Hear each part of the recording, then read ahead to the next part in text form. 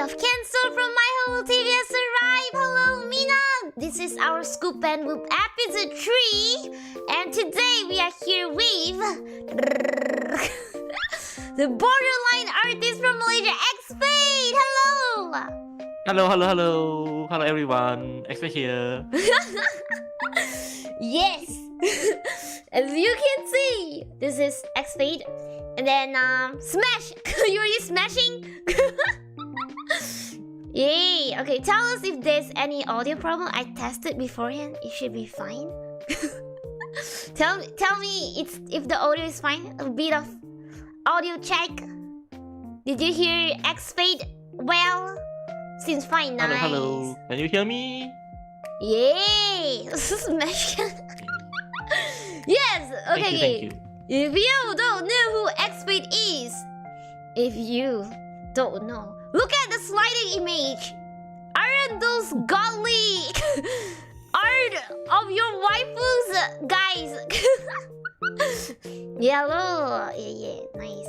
There's a lot of, these are some art from xFate that I asked xFate to give me. So it will be looping throughout, so you get to have a feast for your eyes throughout the stream. You're welcome. You're welcome too.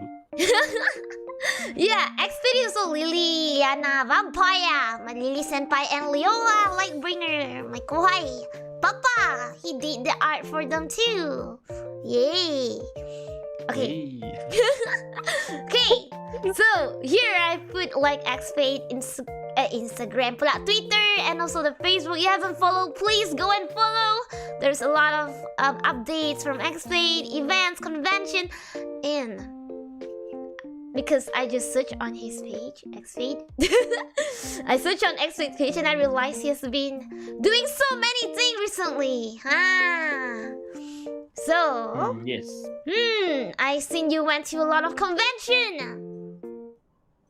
So, yes. Which one is the latest one? Yeah, the most reason why is the end of the year, the comic market, or we call Comiket in Japan, Tokyo. Oh, okay. So he shared. So when does it happen? It was 30 and 31st of December, which is, they always do it at the last 2 days of the year. So actually quite sad because Japanese sometimes they can't go back, they can't make it to their hometown because they are attending the event. So they can't celebrate the Japanese New Year. Oh no! So how does it feel that you go to? Is it the first time going to Japan for an event? Or no, actually this is my fourth time to Comiket. Actually, it's my fourth time. And it's my third time having a booth there. So yeah, I'm considered maybe quite familiar with the event. So you have been going a lot of events. How many years you have been going to conventions? Like having your own booth? Oh, must be very long.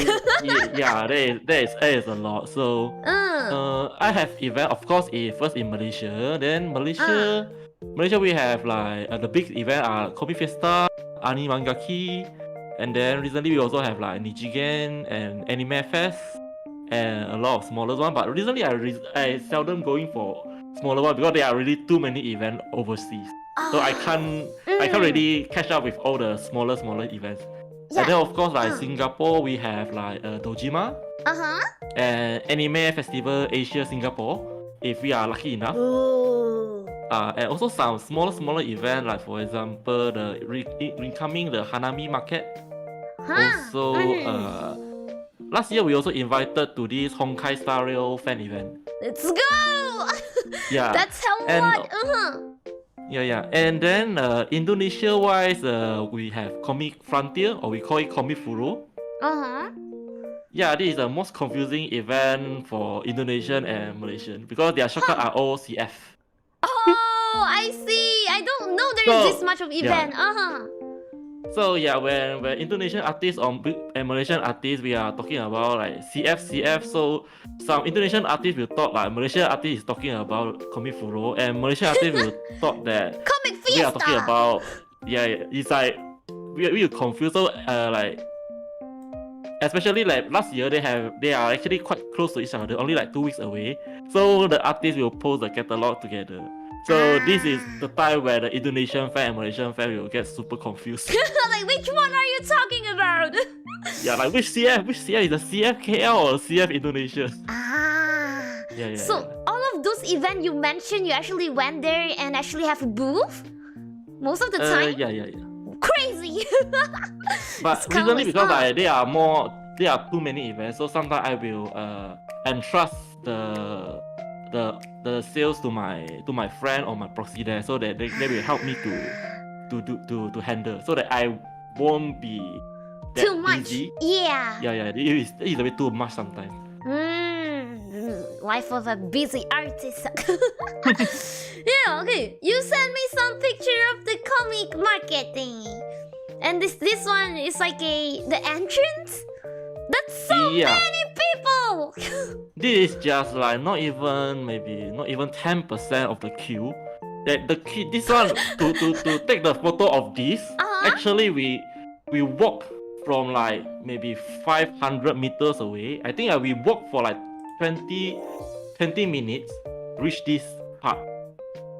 So it means the queue was much longer. We was like very behind of the queue. So we need to walk like 15 minutes to reach here.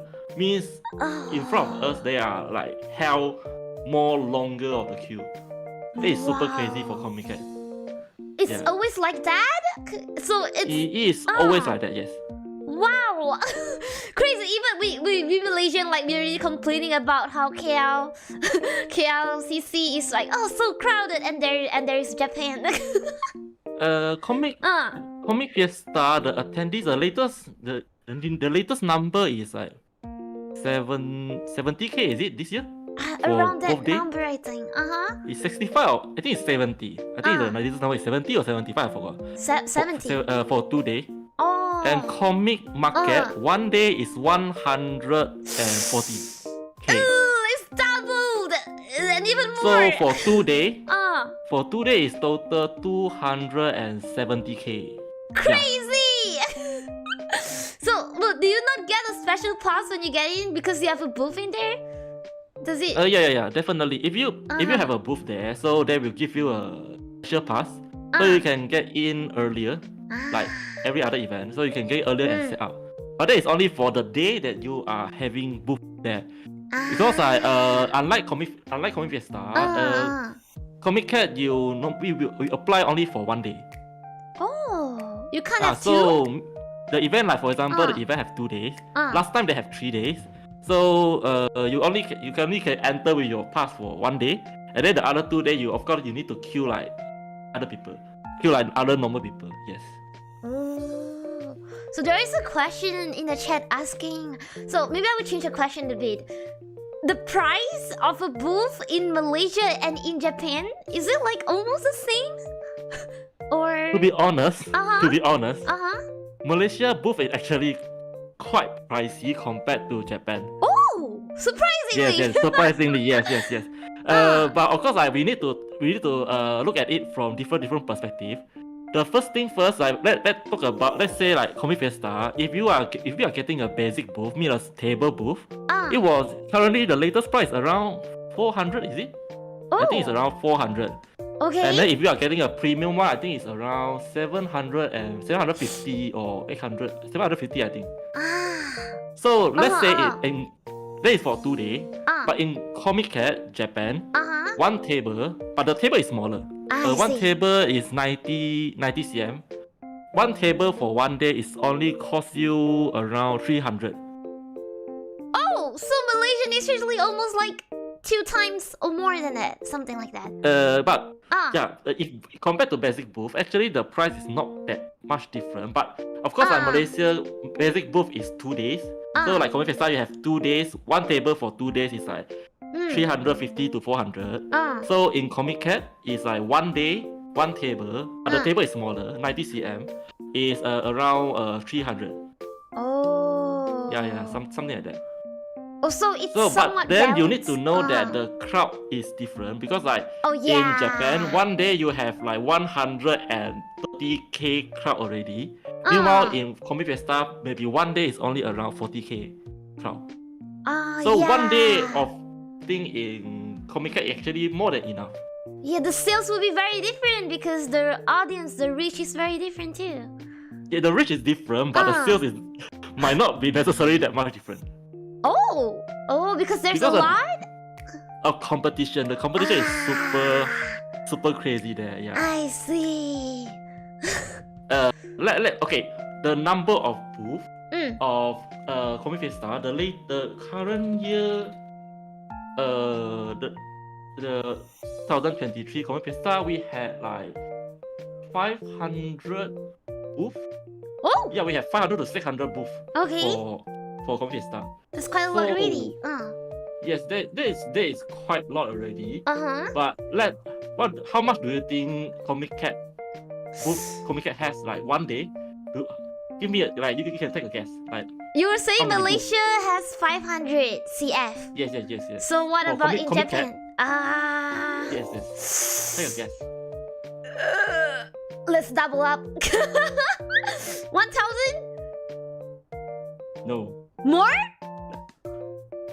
Okay, let's say the Comiket 102, which is the last August. We had 21k booth. 21k! So means one day we have 10k booth.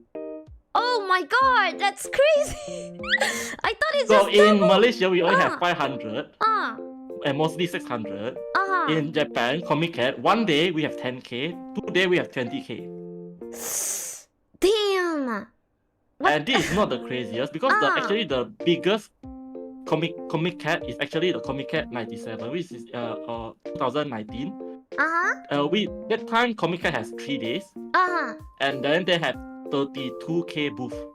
Oh 3 my days. god, it must be And then super big. And then the attendees for the 2019 Winter Comiket is 750k attendees. Wow, that's hell Because lot. during that, yes.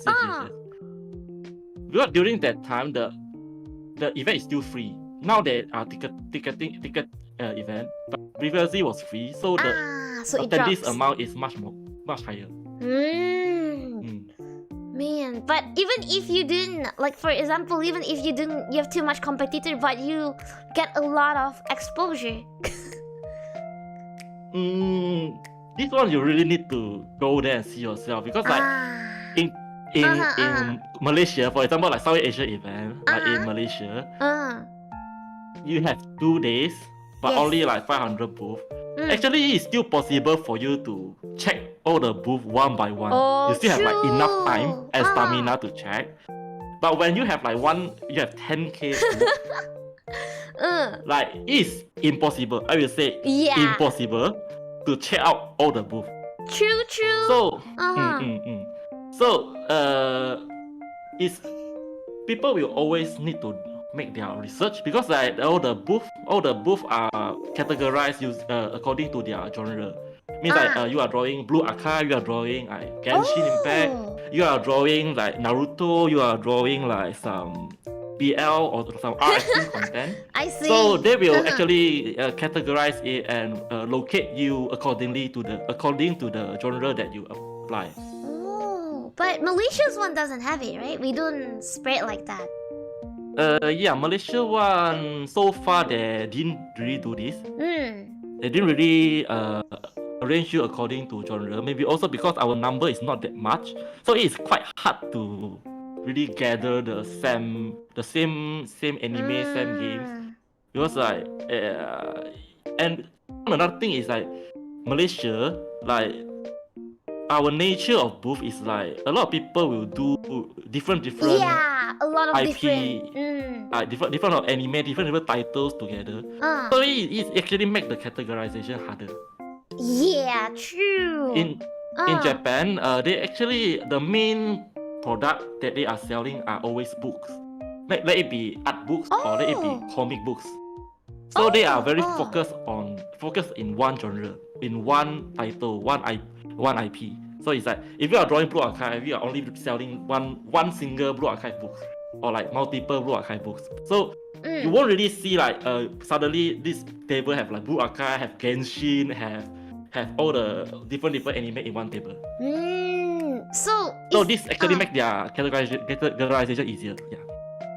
So maybe that's why I see that you've been doing very specific category as well. Like you can see like Genshin, Honkai, and also you like the but that doesn't really related like because I want to go Comiket is because I love the you game, just love the game so much. Understandable. I see. There's some other picture of this. It's working. There's some other picture that is from Comiket. So this is the picture he shared about famous artist Boof Q. What's the story behind this? The queue of in Comiket for those famous artists is crazy. I mean, like for example, this artist you need to queue for like 30 minutes. How many? To actually 30 minutes. 30. Yes, 30 minutes to actually get in front of the booth and buy your stuff. Oh, just to buy, not to like meet and greet. It's just to buy. No, it's just to buy. Because you have like more than hundreds of people queuing in front, or maybe 200. I don't know. I didn't count. Basically, you need to, and because like they have too many. Okay, there is another structure of Comiket. Is like they will also separate and categorize famous artists and normal artists. So famous artists, right? They will locate you near the wall. And the even more famous artists, they will locate you near the shutter door, so that your queue will immediately go outside the hall and won't obstruct the traffic inside. Yes. Oh, nice. This is only for one artist booth? Yes, it's one artist only. What the? And the the right side is for another artist. Oh, damn! You must be really love the artist. One day you will recently there is one artist that I queued for like the last December. I queued for 40 minutes, but I think I still need to queue another 40 minutes more to get in front of the booth, and I actually gave up. Oh, but you already queued 40 minutes. Yes, but depends on the speed. I think I need to queue for another 40 minutes. I see. So I have no choice but to give up so that I have more time to walk around the event. Yes. So that you're there. This is the interior. It looks just as crowded. Okay. So we're gonna look at this. This is the other event, AFA Singapore. Yeah, this is Singapore. Yes. Yeah, it looks like. Oh, I think you look a bit different where the booth is actually not blocking your eyesight, or is just because it's at the side? It's actually at the side. This is the angle problem. Must be tall. Okay. So what do you feel? There's like after like you have like went to Singapore, and then you have Komifuro in Indonesia, and then also Fancy Frontier in Taiwan. What is the main difference that you feel in between all this? Okay, let's say it's the crowd level is actually not much different. All these are the biggest event in the region. Like for example, the Fancy Frontier is the biggest event in Taiwan for male-oriented content, and AFA is of course the biggest in Singapore and also Southeast Asia, they say. And the Comic Frontier is the biggest event in Indonesia.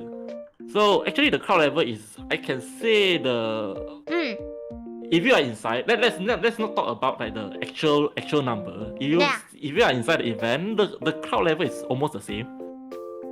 Okay, maybe the Fancy Frontier is a bit more crowded. Yes, that is a bit crazy. But the main difference is always the content, I will say. Like actually all the events, all the country, all the region, different country, they are actually selling different types. All the artists are focused on different media, because like every country have their own development of an event. Is it? So you will actually see something different among them. Yes. So is it like how you say Japanese actually the best selling is actually art book, and then maybe it will be different in Singapore, be different in Indonesia, stuff like that? Yeah. In Southeast Asia event, especially like Malaysia, Singapore, and Indonesia. Actually, Malaysia, Singapore, Indonesia, these three countries are the most similar one. I don't know, maybe they are grouped together or what. So we are more focused in selling prints, like, for example, poster, A4 poster, A3 poster, postcard and stuff. And then some smaller merchandise, like for example, keychains, stickers, those kind of smaller stuff. This is the main thing that we always see in Malaysia, Singapore, and Indonesia even. For Taiwan is very influenced by Japan because they are very close. And because Taiwan, their development of those of anime art and anime art creation is actually much more earlier than Southeast Asia country. The artist support is also very good. So they are very similar to Japan. So they are more focused in book. And so people are doing art books, are doing comics. That is the main thing there. So you won't really see posters and keychains and stuff. Because they also start selling some merchandise there, but the main thing is still the books. Yes. I see. So here comes the interesting question. You as a borderline artist and going to so many different countries and stuff like that, what's the limitation in different countries? Like for recently, the last CF we have, I remember that there's much that you can't sell in Comic Fiesta, stuff like that. Okay. What's the limitation? The 3D mouse pad, or we say the Oppai mouse pad. Yes, the Oppai mouse pad can be sold. Finally, or is banned in Malaysia. I mean, like in Comic Fiesta. I'm not sure about other event organizer, but it's banned in Malaysia. So only that? Others is like, oh, just do whatever you want. Other countries like they're fine. To be honest, Malaysia-wise, actually, it's not my first time selling the 3D mousepad. Actually, I already started selling like last Comic Fiesta. And nothing actually happened. Oh, so only this year? I mean, last year? Yes, it's only this year. only this year. Like, for example, Animangaki also fine. They don't allow me that for this 2023 Animangaki, they don't allow displaying, but they still allow you to sell. Oh, so you can't display. Okay. But for Comic Fiesta is like they ban everything. You cannot display, you cannot sell. Ayo. Actually, the very sad thing is I feel sad. I don't feel sad about my mousepad. I feel sad for Liliana mousepad. Oh like, no, yeah. It's a very cute art. It's a cute art, not revealing art, right? It's like a very safe artwork. It's a cute artwork. Just because of that 2 extra silicone. The 2 lumps of silicone. Yes. Then it become like a haram product. For no reason. Because other than the Booba mousepad, I wonder if there's other thing that's being banned. Others are fine?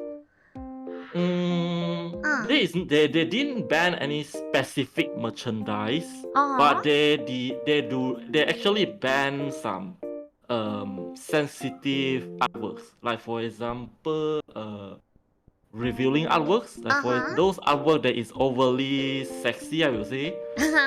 Especially those artwork that more focused, the angle is lower, like more focused on the crotch part. Seeing that 3 point part. Actually, the upper 2 points is fine. It's just the lower 1 point is the more dangerous one. I see. So they can't sell, or they just can't display it? They can't sell because like this Comic Fiesta is.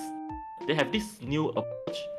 Is when it's a very weird approach. Is they didn't request you to send them your product catalog or product list, but the moderator, means the Comic Fiesta staff, they will go they will go one by one to your social media page and then go and check did you posted your catalog. And then if you posted a catalog, then they will do their check there. Yeah. Oh, so and then if they see anything weird there, then they will email you or contact you to take the product down, something like that. Oh, so if you don't post the catalog, you might be saved. Yes. There is a loophole. Okay, shit, we should keep this. Okay. We should. Oh shit. So the common other like after we talk with different artists, so our conclusion is like, so next time don't put your catalog that early, because like those artists that got banned is mostly from premium booth. Oh no! Because premium booth we got our booth confirmation, our booth number 1 week or 2 weeks earlier than basic booth. So means we posted our catalog actually 1 week earlier. Yes. And then because like there is lesser premium booth compared to basic booth. So that is why when we premium booth artists we posted a catalog, they are still capable of go and track all the premium booth artists and then check their catalog. So it like the next disadvantage. week when the basic booth like 300 something basic booth release all together, actually I can say they might not be able to check everyone. Because like they also have limited manpower. Guys, next time you just go there, whisper to xFate like, do you have something kept under the table? Something nice? Yes, now you know. Do we have any CS stuff in the chat? Wait, let us check. Is there any spy here? I believe they will allow it, question mark. Do you have the good stuff? Yes, do it. Okay, so basically, actually we don't have too much restriction other than two revealing one. Yeah, actually. Not much restriction, but also quite restricted. Because they even actually banned male book. Ban what book? Male books. Male? Jantan? Yes, jantan, lelaki. Lelaki buku, what's that? Lelaki means their chest. You cannot overly render their nipples, something like that. Oh. Male boba, yes. Oh, so you have to take away that two things. Two resin, yes. And then you'll be fine. Just yeah, because like a lot of like artists those artists who draw sexy guy with overly rendered or overly sexy nipples is requested by Comic Fiesta. It means those artwork is banned by Comic Fiesta committee. It's actually banned. I see. Yes. This is a weird thing for me actually. Even though I don't draw guys, but I still think that this regulation is weird. Yeah, you just ask them go to the beach and go to the swimming pool. Ooh, which male is wearing a top? Yeah, right. I know, right? It's like even you go into the mall, you look at those like swims like those shops selling swimming gears or underwear shop or everything, or sportwear shop. So there is a lot of half naked men there. I know. So why are you banning a half naked man in convention?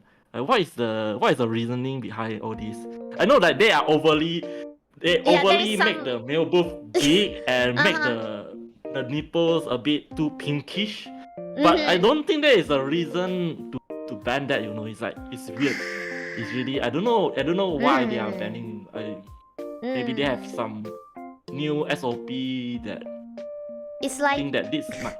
It's like if you go to your uncle auntie place, your uncle cannot be half naked.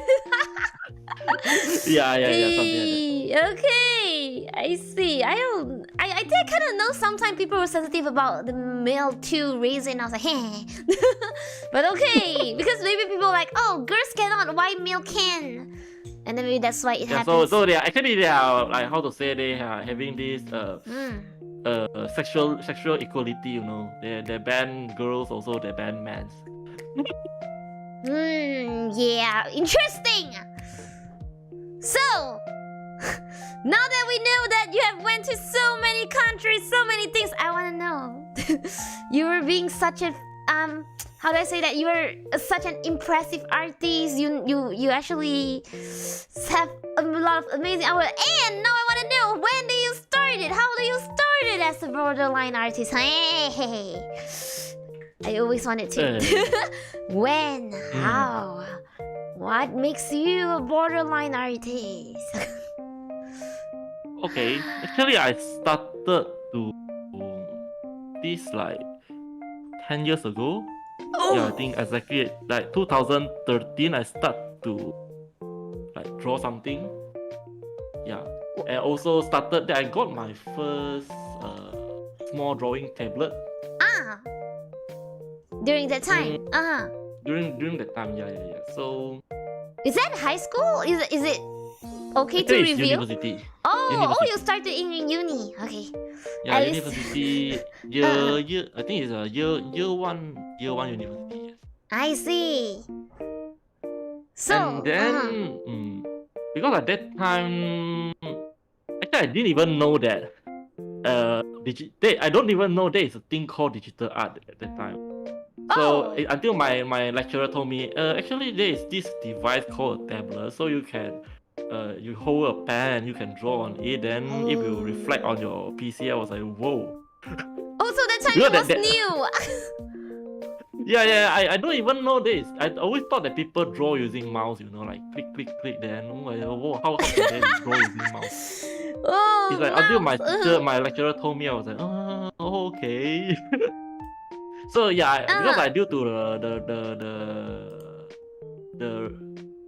the assignment required to draw something, so I got one, the smallest one, and I start from there, start to draw some anime character art. Yeah, because before this I actually didn't really practice much. So even for practicing, I also started after I got the tablet. So actually I do all the practice on tablet and everything. So I have one thing is I actually can't really do traditional, So a lot of people say, okay, let's draw. I give you a paper, draw it on a paper. I was like, actually I have no experience on drawing on paper. Oh, so you never really started traditional until you get a tablet, and that's when you started to draw? Yeah, I have some sketchbook, but it's like I don't really have a long drawing experience on sketchbook, or maybe only for like a few months, like doodling on sketchbook. Then afterwards, it's like I go full digital on tablet. Damn, there's a child saying like he got his tablet and he released his 110% of his potential. Boom. Yeah. So at first I practice and I draw when I have free times and nothing really special. It's just keep drawing, sketching, then until. Actually, at that time, every time I look online, I was like, I looking at those ecchi artists. I was like, why people like to draw ecchi arts? Oh, you were once not the kind of person, okay? Yes. I was like, why so many great artists they want to draw all this sexy art? Like, can't they just draw something normal? Okay, and I don't know, just over the I draw more and more. Then I start to understand why. Enlighten. So it's like enlighten. Yes. I think like the because like artists especially maybe male artists. I don't know about female artists though. It's like we are always drawing like bodies, right? So you will be more and more particular about drawing bodies. So maybe there is where when the path straight, you go to this go down this wrong path, and then you start to draw this. You start to say, hey, actually this is quite fun to draw, and you align with your libido. I don't know. So you enjoy drawing all this, and you will be more motivated to draw all these things. So I can't really say like from which point onwards I start to go that way, it is like a progressive thing. It happens like slowly over the time. I don't even know why I'm standing here drawing all these things, but it just happened. It just happened. Yes, it just happened. You started to realize the beauty of bodies. Yes, I guess so. Nice. So actually, I think for South Asian is okay. Is maybe for us South Asian, we think okay, drawing art thing is a big thing because like not everyone is drawing it due to our cultural, religious, and political restriction and everything. Okay. But actually, for example, in countries like in Japan, also like in Taiwan, because like everyone actually drawing art thing. Like for example, just now we talked about the limitation of events, right? Japan is actually 100% is they allow art theme content to be sold on like most of their events, like including Comiket. And Taiwan also actually all their events you can sell art theme stuff. Ooh. So actually they won't feel restricted. So when most of the like for example you go Comiket, you will actually see like I can't give you the very accurate figure, but yeah, from my perspective, it's like 40% or more than that, or maybe over half, or maybe even more. Actually, people are selling art in art book or art in comic. Means hentai, or we call it hentai. Yes. Cool. Okay. As much as I think it's 60%, maybe 60% is actually that's art a lot. stuff. That's a lot. So that is why in the country like Japan, it's very normal for this to go that way because like there is everybody is doing that. So you won't feel like you won't feel any resistance that stop you from doing that because everyone is doing that. So it's very normal for you to do that also. Yeah, same goes to Taiwan. So do you feel like you say it's normal in Japan and those, right? So in Malaysia, since you're like in Malaysia, do you feel like am I the only few person doing this? Do you feel that way? Oh, it's fine. Like I'm the actually pioneer. Yes. Actually yes, but I really somehow get used to it. But they're nice. Because like I started to booth because like when I was drawing anime girls like since 2013 and then I think I started posting stuff around 2016 and 17. Most of the time people who saw my art are my friends and colleagues and stuff. So yeah, sometimes I will feel a bit embarrassed to show them. For example, colleagues especially. And then after that, I start to sell on events. And the very funny thing is like, I'm still a very obedient and very innocent guy because like Comic Festa 2017 is my first event. Okay. So they say, okay, if you are selling something PG-13, parental guidance needed. So you need to put a notice. So I actually on my booth I already put a PG-13 sign there.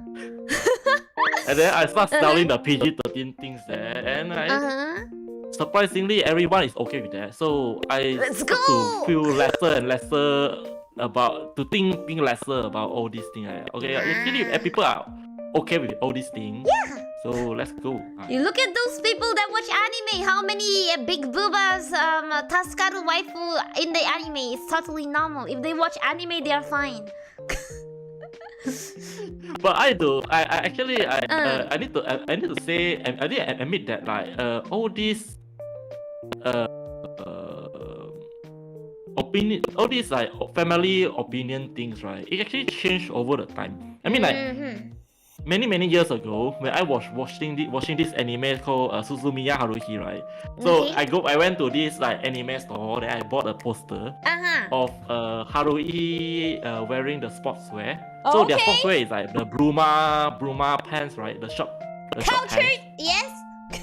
Yes. Then I stick that poster on my wall. That is like more than 10 years ago. So that time my sister reaction was like, why you want to stick this kind of sexy thing on your wall. It's so improper. So, why you do this? Yeah. Then until like after my sister seeing me buying and doing all these things for like 10 years, like nowadays I buy some very yabai figures. For example, some very like swimsuit figure, for example. You look at it, oh, very nice sculpted. Oh, it looks so nice. Yeah. Actually, they have no feeling anymore because like, they have been seeing this for 10 years. So they are the ruler in their brain also. They already don't think that all this thing is weird anymore. Yeah, instead they judge the quality like, oh, this is so nice. Oh, that is weird. Yeah, I feel so embarrassed to show them all these things, all the figures with big boobs and very like micro bikini and stuff. So I was like so awkward because like but they are like appreciating the figures like, oh, this one is so nice. You see the hair sculpting, oh, so nice. This one bling bling, that one oh, you see all these things, so nice. I was like, oh. Yeah, this is the changes, you know, like people will get used to it. Like your family will get used to it. Your friends will get used to it. Yes. And yeah. So I wonder. So that's when they first know that you were interested in that stuff. Maybe is that stuff. Yeah, like, oh, you were interested in a bit more not like my word, exposing anime. Is that the first time that you played when you paste the poster that they're like, oh, that's how? Yeah, that time it is like my very first approach to let them know. Not to say let them know, because like very weird thing about me is like, I always watch anime in my living room. So actually all my family know what I'm watching. I see. So you're I know my family know what I'm watching. Oh, this wow.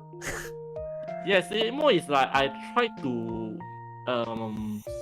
decorate my room with all this stuff, and then I try to keep on testing the limits of my family members. It's like, if they are okay with this, let's go a step more, like a bit slightly more haram stuff. Oh, guys, learn. If they are okay with this, okay, let's try something more spicy. Slowly leveling up. Do your family watch with you? Like for 10 years, then until now they are like, oh, this girl with big boobs looks so cute. I see. Interesting. They are all like getting degenerate with you together. Slowly but surely. Yes. So until like I told my sister, oh, Comiket banned my Popeye mouse pad. My sister, why are they banning all these things? So weird. Yeah, you tell them it's just how your brain work.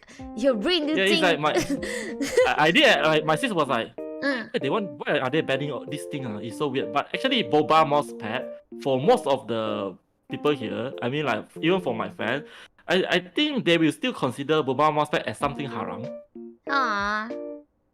So like my sister already, it's just a mouse pad. It doesn't even feel the same, you know? Yeah, yeah. So for she already got brainwashed by me to the extent that she think that this is just very normal thing. Why is the committee banning it? I know. You just influenced my chat like, oh, time to hang my Dakimakura. Yes, please do so. Try to slowly, step by step to brainwash your family members, you know? So that they will accept your hobby. But don't go like one big step. Too quickly. I mean, like step by step. Yeah, they will eventually understand. Yes. Start by changing your wallpaper, and then maybe Figura, and then maybe Desmet, and only Dakimakura. I think Dakimakura is the weirdest, because people will be like, "Hey, you sleeping with anime girl?" Yeah, but you'll be fine. Slowly. Then one day your mom will help you to wash the Yeah. And I was like, oh, the color faded. Maybe you should buy a new one. Yeah. This is a new one. Oh, looks nice. It's better than the last one. I like the material. Your mom will start talking about the material instead of the art, you know. Yeah, get to that stage, guys. Mom, Dad, here's my booba poster of my favorite character in Blue Archive by xFate. Yes, do it. Yes, do it. No way you let them watch. You got me hanged for a second. What do you mean? Okay. So what about your friends? Like when they first know that you actually start, like when you start to make it more ecchi. Did you any of your friend like DM you like, dude, yo, like, is there any of them like actually super appreciate like, yo, bro, you doing this, keep going on? Would they? Actually, so far I didn't actually meet any friends that showing like negative. I mean like expressing negative comment to my artwork or my career, or maybe because like I only interact with the people that have same interest. So no way that will actually, all the cultured guy, cultured girls. So no way that will actually come and say, hey, you shouldn't continue to do all these things. Like last time is like during my university time. When I think I draw something. Okay, because like, during my university time, I'm still not that Yabai yet, so we can't say much about that. But during my working time, it's like they will say, oh, you like to draw big boobs, you like to draw like tights and things, but they won't really like say something bad about it. Yeah. They will say, nice, something like that. They secretly like it. They always leave a like when they see your post on social media. Like! Actually, I always feel awkward when my friends or family like my thing because I don't really know how to react. You know? It's like, oh, why do they like? Yeah, I understand. It's like, it's like you post a selfie and then suddenly your mom will like liking. And it's like, yes, exactly. Why? Let him cook. Yes, if I was a friend of your social media back then, I'd be like, hey. And then I might sometimes even skip the like because I just secretly admire. I was like, I won't let him know that I like this things like this. But hey yo, good job. Yeah, but please like, man, and give more exposure. Like exposure, yeah. Now that, oh yeah. So you talked about that you went to work and all. Now I want to know. How do you plan your workflow? Because like artist workflow is amazing. You're not like a full, let's say like I'm the designer, right? The designer workflow is like, okay, today morning I'm gonna do this, I'm gonna plan this out, and then I'm gonna finish this task on this time, and I'm gonna ask for people's opinion, and it's fine, and I can pass. But artist is different. You can work the whole day. Right? Yes. Maybe you can tell us about how do you plan your workflow? How is your a day of work be like? Actually, I will say my workflow is quite systematic. Oh, okay. So okay, let's go with the workflow first. So basically, like I will do like all the artists will do the sketch, and after the sketching, then we will do line art, then we will do the color thing. After the color, then it's done. So basically, it's a very simple. It's the for the painting side is. Hello. Yeah. Hello. Wait, you can't hear me? Hello? Oh shoot, is it my earphone? Or is it Discord? Sorry, okay. I think something wrong with the... You're good now. I can hear you. Second input. All in one day. Crazy. Sounds crazy. Is your Discord? Hello. Yeah, I can hear you fine. Oh, okay. Sorry. If you want to say like if my daily life, basically I'm quite a systematic person. I wake up at 8 o'clock. So early. I think I'm considered I have more healthier lifestyle than most of the youngsters. Oh, I think. nice. Like 8 o'clock, I will wake up every day. Wow, amazing. And then? So 8 o'clock, then I will start to do all my daily tasks of mobile games. Oh, he started off with mobile games. Cool. Okay. Then like 10:30, I will start to have my breakfast. Okay, finish in 30 minutes, guys. Daily task in 30 minutes. Then after that, then I will start to if I have other admin works to do, like for example like event stuff or things, I will do the stuff before my lunch is like around 12. Or I will already start drawing for like maybe half an hour, 1 hour. Then after that go for lunch for like 1 hour until 1 p.m. Then after 1 p.m. is the drawing time. Oh. So the drawing time is like from 1. I will draw until like 3 p.m. something. Then I will have this short tea time. Oh, you have a tea time. What do you do? Coffee, tea, biscuit? Coffee plus 1 episode of anime, I think. He planned so well. Okay, only 1 episode you can hold yourself in for not continuing. Yeah, so I in watching anime, I think I'm quite disciplined person. So I can force myself to watch 1 episode. I can even force myself to watch 1.5 episode. Wow, guys, learn. It's like 10 minutes. So until the first ends. So okay, stop. 1.5 episode quota ends. Damn, he's super disciplined. Okay. So after that we continue to draw until like 7 o'clock. Then we'll take a bath, have a dinner, then come back around 8:30 something, and then continue to draw, maybe until 11 or 12. That's around 9 hours of drawing a day. It's like 8 to 10 hours, depends. Whoa, every day. That's so long. It's like working a full time. Wait, full time is like 10, 11, 12, 1, 2, 3, 4, 5. Yeah, it's like working a full time. You actually plan it like you're working a full time, like actual. Actually, clock for out. freelancer, I think freelancer working time is always longer than full. But you're planning. So don't go freelancer without much with like any weird idea like, oh, actually freelancer is a very chill job. More flexible. No, that is not the truth. Freelancer always work more than a permanent job. Yes, as a quote says, I don't choose to work from 9 to 5. That's why I work 24/7. Yes, that is right. Oh, okay. It surprised me. He's so systematic, very disciplined.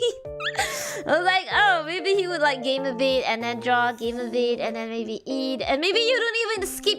Like a lot of people skip meals. You're like, okay, I'm gonna wake up 12. Yeah, that is very unhealthy actually. Wait, you wake up at 8 and you sleep at? 1:30. Wow. I thought you're gonna sleep early because you wake up super early. So my sleeping time is always like 1:30 to 8. That is my standard time. Wow. So it's like 6.5 hours. Are you a Virgo or something? Why are you so systematic? Or like a... Anyways. Actually, like last time during when I was still I am still in this Sparta training mode. Where I'm good in drawing. I have full-time job also. So my full-time job is like from 10 o'clock to 7 o'clock. So including the transportation time. So I need to leave my house around 9:30. Yeah. And then come back only after 8. So to secure enough practice time, actually I set alarm. I wake up at 5. I wake up at 5. Then after a breakfast, so I will keep drawing from maybe 6 o'clock to 9. Oh, you still something, draw? Then go to work. Oh. Then go to work, and then after I back from work, so I just have a dinner, bath, and then sleep at 11. By any chance, can I ask? Like, you can skip the question. It's like, I was curious. Like, what were you do as before you were a full-time like freelance artist?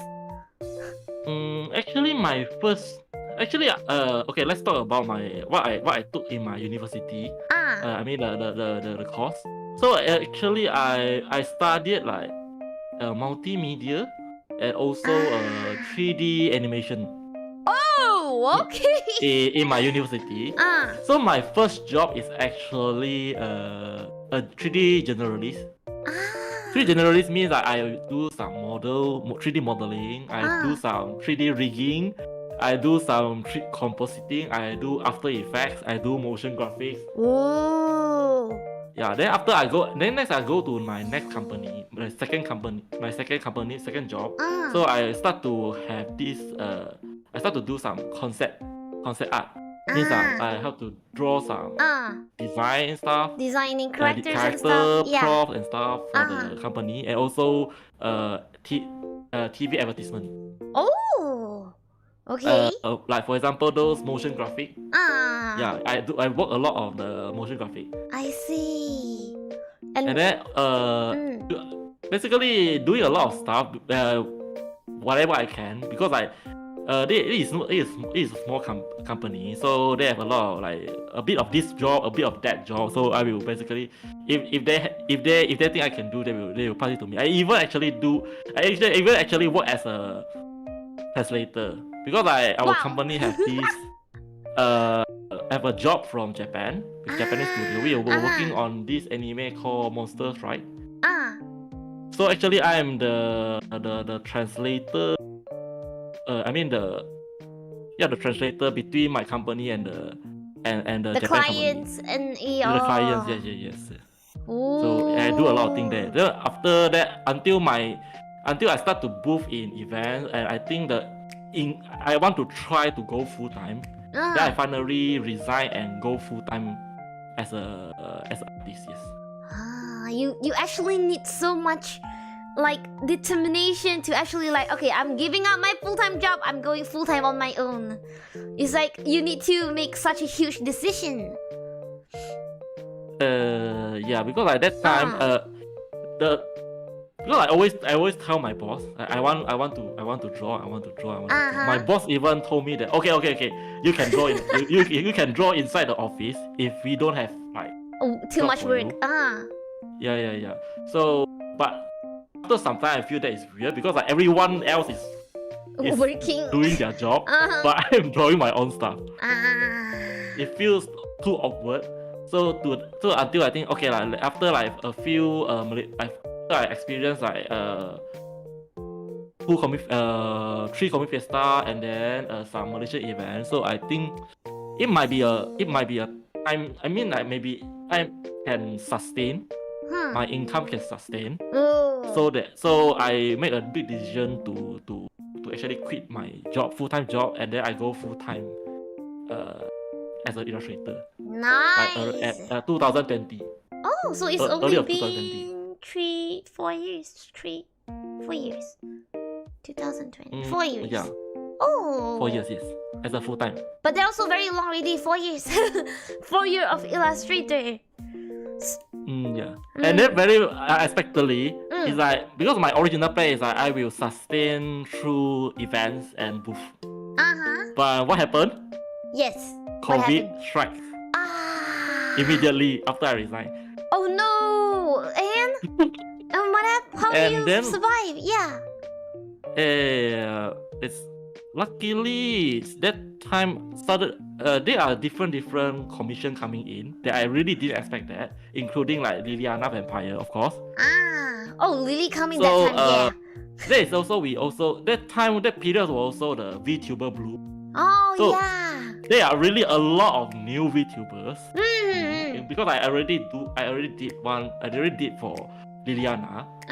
So basically, a lot of them saw Liliana and then, so this xFate is doing this Vtuber thing. And that time, because like the artist the industry is still new, so not many people know how to do the layering and stuff. So I received a lot of inquiries. That time, like there is a that actually I do one Vtuber like every month I will work on one Vtuber. Oh, so you're papa to a lot of kids. Actually, I have made like 7 to 8 skins. Wow. Until now, because yeah. Actually, I rejected a lot, or else it will be like I think it's like maybe already 10 or 20 until now. But actually, I actually rejected a lot because I want to focus on my own art. But do you find it and fun? Then also another thing is also that time MyHoloTV means Honkai Impact, Honkai Impacted, they also start to commission me a lot. During from the period of 2020 to 2020, end of 2021, I think. Yeah, actually they has been commissioning me a lot, more than actually, I think 10 to 15 pieces of artwork. Actually, I produced for them. Oh, I didn't know about it. I thought you were doing high quality fan art. You were actually the artist of some art. I do fan arts, but they also commission me to do semi. Okay, actually it's like a semi-official art. Yeah. So cool. Because those art are actually made for. I mean, like they need art for character birthday celebration to be used on like social media, or for example some global server anniversary celebration art. So yeah, they will actually commission that. Wow. Yeah. I see. So like the art that we are like looping, is there any that's the like commission? No. The art was actually quite. I mean, like I say, it's like from around 2020 2021. So those art are, for me, it's quite old already. So I didn't include it. Yeah. You're like, changed so much. Yeah. Okay, they were asking which one they want to know the source. You can find from the year. Go. 2020. But those art actually, I didn't post on my Facebook page. Those art are posted by official by them, right? Facebook page. Yeah. So I will only share them to my page, but I actually didn't post them directly on my page. Very cool. It's like, damn, you got the timing just right, like COVID, and yes. And then like a lot of commission coming. Very nice timing. So it actually helped you to start easier as a full-time artist too. Yeah. So until like COVID finally like slows down around 2020, mid of 2020. So we start to the events start coming back. Yeah. And then I finally I can back to my original job. Let's go. Which is as a full-time doji artist, attending events, selling merch. So from that onwards, actually I lowered down the number of commission I take. So also I draw much lesser Vtuber skins. I draw much lesser commission. So I start to invest more of my time on drawing fan art so that all my fans can enjoy and also buying them in events. Ooh, nice. So, wait. I was wondering, how do you look at those art that you draw? Like, there's a lot of different angle, different pose, and then when it comes to, you know how anime character has very exaggerated human anatomy, how do you get reference or inspiration for all those things?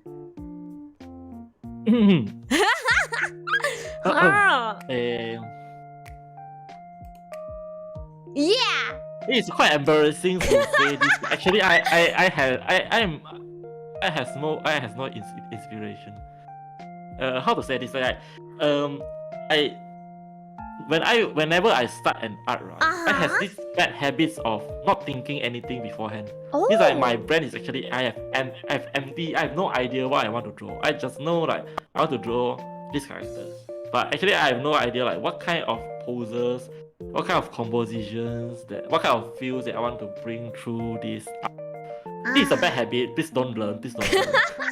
Please plan well before starting art, because this is not a good habit. So I will do those randomly on the paper until like it starts to look like something, and then I start to start from there and to see like what can I came up with. Of course, like some ideas are from the art that I saw before. But that is a bad habit of not finding enough, not having an idea of what I want to draw, not finding reference. Actually, all these are very important. that is why I say don't learn my style. Please play properly. Not everyone can do like you. If I have nothing, my character always look at the same angle and stand still. I was like, how do I? Where do I know how do I know what to do with the body? Yeah, just get those reference. Like whenever you saw some nice art, just save them in your folder. Then maybe next time you can. Yeah, okay. I want to draw this composition, so it's just you can refer to that. Yeah, actually, it's perfectly fine to refer to the composition or poses. It's not plagiarism at all. It's not plagiarism at all. I have this wrong idea since I started drawing. It's like I overly careful not to copy anything. So this actually bring a negative effect. Means I always feel like, oh, what if just copying the pose to be like, why? Actually, this is not a bad thing to do. I mean, like, composition and poses are fine to refer. As long as you don't copy the entire thing, then it's fine, actually. I was wondering, how do you know those jiggle physics? Like, okay, see, I was looking at your looping art. You know how hard it is to know how the booba spread, like when this angle, that angle, left when you open your one arm, when you close both arms. It's so hard to know. It's so hard to imagine. How do you know? If it's not reference. A reference. No, I mean like it's from what, because like a lot of course, like there is so many culture and nice art online. Like you can see on Facebook, on Twitter, on Pixiv, or even some weird content you see online. Okay. So actually, this kind of physics, right? Every artist have different kind of physics. Yeah. So actually, if you just started to draw all these booba things and maybe even tight thing or those sexy body, you will be actually very confused. Yes. Because every artist is drawing it differently. So because every artist have their own way to show the meaty body, to show the how bouncy it is, to show how soft it is. So every artist have their own ways. So actually it's very confusing. It's like, because when you are looking at a lot of artists, some artists do this way and do that way. So yeah, basically just try one by one until you find like which one you like. Yeah, to answer your question, yes, to know how to draw all this physics, just see more, read more, and refer more. Read! What am I supposed to read? Watch more. Watch more, guys. I don't know what to watch, but yes, watch something. Oh, you watch something. Watch something. Yeah, because I was once doing this booba drawing practice stream. It's so hard. I failed. Like every angle, they look so different. Like even I'm a girl, I don't understand how to draw an anime booba. It's so hard. I have held a ton of like reference and I still can't get it. It's like So I was wondering, how do you get them right? So basically, I hope that I am a girl. I was like, why I'm not a girl? You know how some artists... I can't even refer myself. Yeah, some artists refer to their hand and girl like, I can refer my own boobas. Shame on you, you can't! It's time to isekai. Isekai? I want to read as a bishoujo maybe. Wow! Until you find a good person, yeah.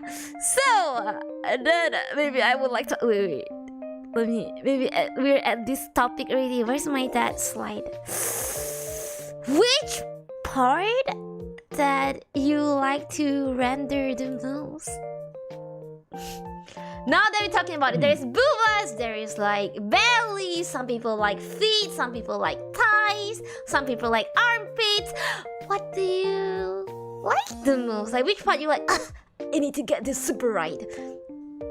Is there anything like that? Sorry for this very boring answer, but actually I like everything that is not covered. Everything that is not covered, everything you like. Means like all the exposed skin. Actually, I like all the skin. I mean like at first I thought I like boobs. Okay. But after some time, I know that actually I like to draw tights. Okay. So that is why I actually formed this stick out. Yes. I want to promote this stick thing. Yes. Like Leola and Lily But- also very thick. Sorry for that. Like whenever I stand next to them, I'm like, I'm a chopstick. I'm a freaking chopstick. One funny thing about Leola making in process is like there is one request actually is please don't make the too thick. Oh For really? Leola. So I try my best to control the amount of meat there. So the first version of Leola is actually not that thick. And then the second version, the newer skin, the cyber skin, they didn't specifically told me that.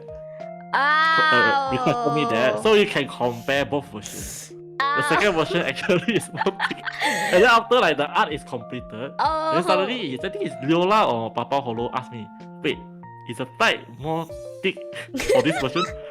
Then I was like, hey. You noticed?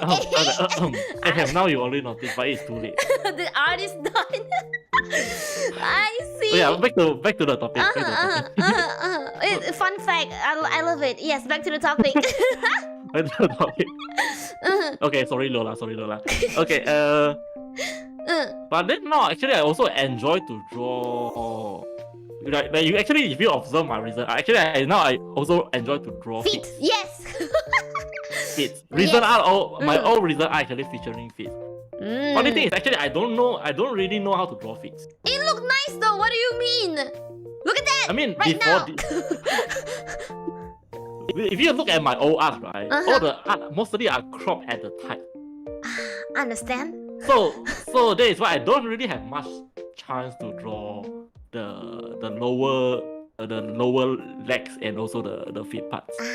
Also maybe because I'm not confident to draw the feet, so I will avoid the composition with feet. But now that you So explore, until recently I suddenly like enlightened. I start to get how to draw it. So why recently I spam it. I draw feet on every art. it was like, hey yo, I can draw way many poses now. I can step on. I can just cross my legs. Yes. I can and it looks so much like there's so much more composition they can play with, right? Yeah. Actually it is. The more parts that you actually not familiar with, the more limited composition you can actually play with. Yeah. So recently I also enjoying drawing feet. And of course like armpits also. So very boring answer. Actually I like Everything. everything like boobs, like eyes and feet and armpit, and even like the back parts of your The middle part of knee, the back. the behind the back part of the knee. Oh, okay, I understand. Or even I the understand. back that you mentioned just now, the back also actually. I love the back, the middle part. So damn, that's Yeah, so like back and sexy. side bone, everything.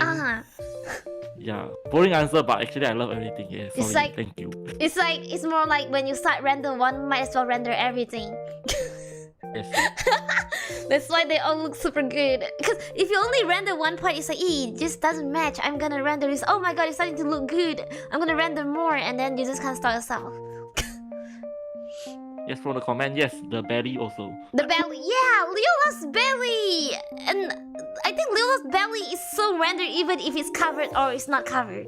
Like it's just very rendered. Every time I look at her, I it's think like, the oh, both belly. are they cover with this brown. Like a teen. Yeah, the cloth. stocking material. Yeah. Yeah. Everything All the is fetishes rendered. there. It's like you only fetish to one thing. Never mind, I'm gonna give it to every part, so every fetish is fulfilled, satisfied. Yes. The answer is yes. Leola was like, "Oh, you interviewing my papa?" And she doesn't know she get exposed here. Yes. Okay. Nice. I love the answer. Everyone is getting satisfied. None of us is left. Oh, do you like to render neck as well? Some people like do the neck, like the what is it? The bone, collarbone. Oh, the collarbone. Yeah, collarbone. Yeah. For me, collarbone is still fine because like Pretty standard for anime girl. yeah, it is pretty standard. Actually, yeah, there are more realistic way to render, but I still need to learn how to do that. There are some very nicely rendered collarbone and also the connection with the neck. Yeah. But yeah, there is some very nicely done rendering. But I still need to learn about that. And also, I'm still not good about that.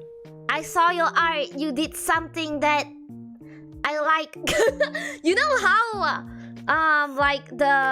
you know how people make anime girl bodies super unrealistic, but you actually did some. You know how a bit of the meat is being squeezed when you wear clothes or shorts or skirts or whatever. I like it when people make it realistic that way.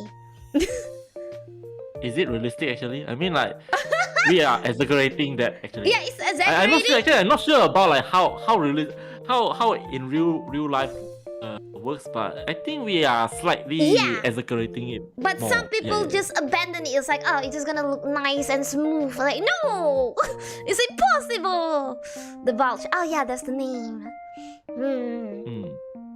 So it depends on. It is actually one of the fetish also. I mean, like those like bulge part. Yes. When do you actually start to feel like you need that, or you actually always doing that? Or you just starting? Yeah, I think I always do that since quite early. Especially like I rediscovered all this. Actually, after I start enlightened to like actually types. Oh. Okay, thanks to the games called Atelier Ryza, and also the anime series called the SS Gridman. Yeah, I think that this one game and one anime during that period really changed my fetish a lot. Thanks to them, now we have TikTok now. I see. Like Thai squish a lot more than the other part, especially when you do Thai. Okay, thank you for the answer. I still love it because you fulfill everyone. Okay, what did I skip earlier? Let's see. Oh, you talk about your balanced life already. You're gonna skip that. Censorship or angle. See, you said, okay, see, I almost labeled xFate as not safe for work artist, and then xFate was like, no, I'm a borderline artist, and then he explained how he is a borderline artist. So how do you use the benefit? No, how do you make use of angle and censorship so that you don't get too yabai? Okay. Actually, the reason that I am not not safe for artist is just because I didn't draw nude. I think I always try to keep my artwork barely able to display and sell in Southeast Asia event like Malaysia and Singapore. So that is also the reason that I don't want to. For now, I don't want to cross that line, so that my stuff will start to got banned in Malaysia and Singapore. So that is actually a bit tricky. So like you need to know the limit of how far you can go. Yeah. So after many years of experiment, and especially like recently, like Comic Festa and Animagaki or Nijigen, they actually recently they have this they will hire someone or they will find someone who is specialized in censorship. So they will come to your booth, they will point it like, okay, this one, that one, this one, you need to stick some sticker on it to censor. Then this one is okay. This one you cannot. You need to hide it, something like that. So basically, the borderline is the most dangerous part is the crotch part. Means the pantsu part, the panties part. So that part, Uh-huh. no matter if it is like a front view, Uh-huh. it's fine. Actually, I mean like if it is like a swimsuit, it's fine. If the angle is like a direct front eye level view or a high angle view from top to down, it's fine. Uh-huh. But if the angle is from lower angle, means like the camera is at is lower shooting up, so means it is more focused and is emphasizing the bottom part. crotch part, the bottom part. That is most of the time is an NG. So even if you're wearing pants. If you are wearing pants, it's actually fine. Okay. But if you are like a triangular, okay. like a pantsuit or swimsuit, bikini type. Yeah, bikini type, then it will be a bit too dangerous to display and sell in Malaysia event. Yeah, and then the other thing is like what about this purple art that we are seeing right now? This purple hair girl. Yeah. One, for me, I think it's still safe. I think it's still safe because like the right side is actually covering the most crucial part. Like for example, this like the cuff just now, the purple color one. So like that type of pant is definitely okay because like it is a pants anyway. But if that one is like bikinis, then it need to depends on how much details you put onto the bikini. I see. Like, do you actually render out the curve the curve of that certain part, or it's just a flat color, means like a flat cloth. Actually, that also a very important thing to look. Like if you just like the character is wearing a bikini, but you didn't render much, you didn't overly emphasize on the shape. Actually, it might be still safe. It also really depends on the guy, actually, on the censor, on the event stuff. But some they allow. Yeah. Is it like as long as you don't show the shape of the raisins, you're somewhat okay? Yeah, you don't overly render that part. Yes, you need to know the degree. That is for Malaysia and Singapore. Like also, sometimes they will also ban some certain poses. Like those poses that is hinting something. Seg.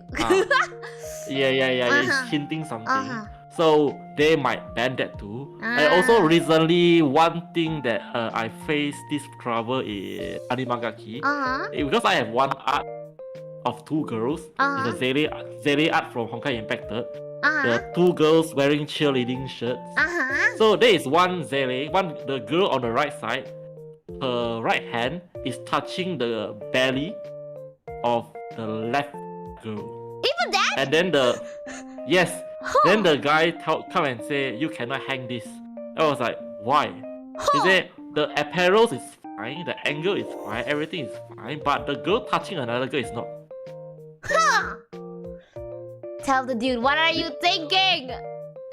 No, maybe he think that this suggests LGBT. Yuri? It's like Yuri or lesbian or anything, I don't know. Maybe he think that pan is haram. So I think this also very depends on very subjective. Very subjective. Yeah. If they send another guy, maybe the guy is fine, but this guy is not okay. So suggestive even some suggestive posts, you might not think that it actually bring any problem, but actually it does. I see. It's weird. So you need to be more careful every time when you go to like a Malaysia, Southeast Asia conventions. Like, you need to avoid all this tiny thing. No. But actually, even though we are talking about it, like Malaysia, I think Singapore is quite similar to Malaysia. So Indonesia wise, Indonesia wise, they don't allow you to display some overly sexy art, like for example certain swimsuit art, and also some art that I mentioned just now, like the Malaysia one. But then the Indonesia event, they actually allows you to sell acting merchandise and acting art book actually. But you, of course, you cannot you cannot display it openly, but you can sell it. Like for example, if the cover is safe, if the cover of the R18 art book or R18 comic, if it is safe, you can display it. But of course, you can't allow people to flip it open. You can't. I see. You can't let them browse, but you can sell it. Even though there is no, they didn't really like clarify that you can sell R18 stuff, but also they just low key allow this. So they were like, you may, but don't make it obvious. Yeah, you can sell it. We are not restricting you from doing so, but don't, if it's don't hang it. The Yabai stuff, don't hang it, but you still can sell it. I see. It's like Thailand wise, right? Thailand is actually like Japan and Taiwan. Half of them are actually doing R18 stuff. Thailand wise is like you can sell R18 stuff. Actually, a lot of comics there are R18. Like for example, the incoming event that I'm attending is called Comic Square. I go and browse through all the artists in their online catalog. Yeah, there are a lot of R18 comics. But then if you read their regulation, their book application regulation, right? It's like you can let them browse, but only those pages without. Those that are not too revealing, not R18. So they can only look at. You need to seal. You need to seal certain page, like those haram stuff. You need to stick it so that people won't accidentally flip it open. I see. Yeah. If your cover is Yabai, so maybe you need to bring a book cover or sticker to properly hide it. I see. Yeah. Something like that. Interesting. Never know. Yeah. Then about other South Asian countries like Vietnam and Philippines, so I haven't never researched about them yet, so I can't say. We will know in the future. Okay. So now that we know about those, I wonder if there's anything that's considered too much for you. Like, if you're looking at those, you're like, this is a bit too much. I don't know. I would never do this. Would there be any that you're like, I would never explore this? Like for now. Yeah, obviously there is. Like the more you dig into, you don't know how to say it. You're like, is that too bad to say it? Yeah, you know there are a lot of weird fetish. I wouldn't say they are bad. It's just everyone have their own fetish. So we don't want to judge people. Yeah. But of course, like the most common one is of course like violence and gore. That is like the common thing. Is like I won't draw all these things, like for example violence and gore stuff. Of course, some weird fetish, for example, like yes, pregnancy maybe. Actually, yeah, that's pretty weird. There are actually people will request for. I mean, like weird. You can see online. It's not that. It's not that uncommon. People will want pregnancy. It's out there. Yeah, a lot of all these weird thing. It's too weird to be disclosed on this stream. But may I ask, would you ever consider Yuri art? Would you ever consider Yuri art? Yeah, actually, I'm perfectly fine with that. I like that actually. I mean, we all know, guys. Yeah, but who doesn't? I mean, what? Yes. Yeah, who doesn't? I mean, like you have double the girls, double the fun, like. Cool, xFate, double the girl, double okay. Yes, actually. Like, I'm not into it, but I do enjoy the. I was like, oh damn, they look double the Why two you can get four? What the heck? Okay, now I know. So, what is your oddest encounter as a borderline artist? Okay, actually this happened before I becoming a borderline artist. Oh, okay. So, this oddest encounter that I still tell my friends until now is like, during my first booth experience in Comiket Festa 2017, I told you I was selling some PG-13 art, so it's like sexy girls wearing swimsuit and stuff. So of course, like people who my customers and my fans, and I don't even have fans that time, so it's like customer. My customer is mainly 99% or 100% is guy. Oh, teenagers. Okay. Yes.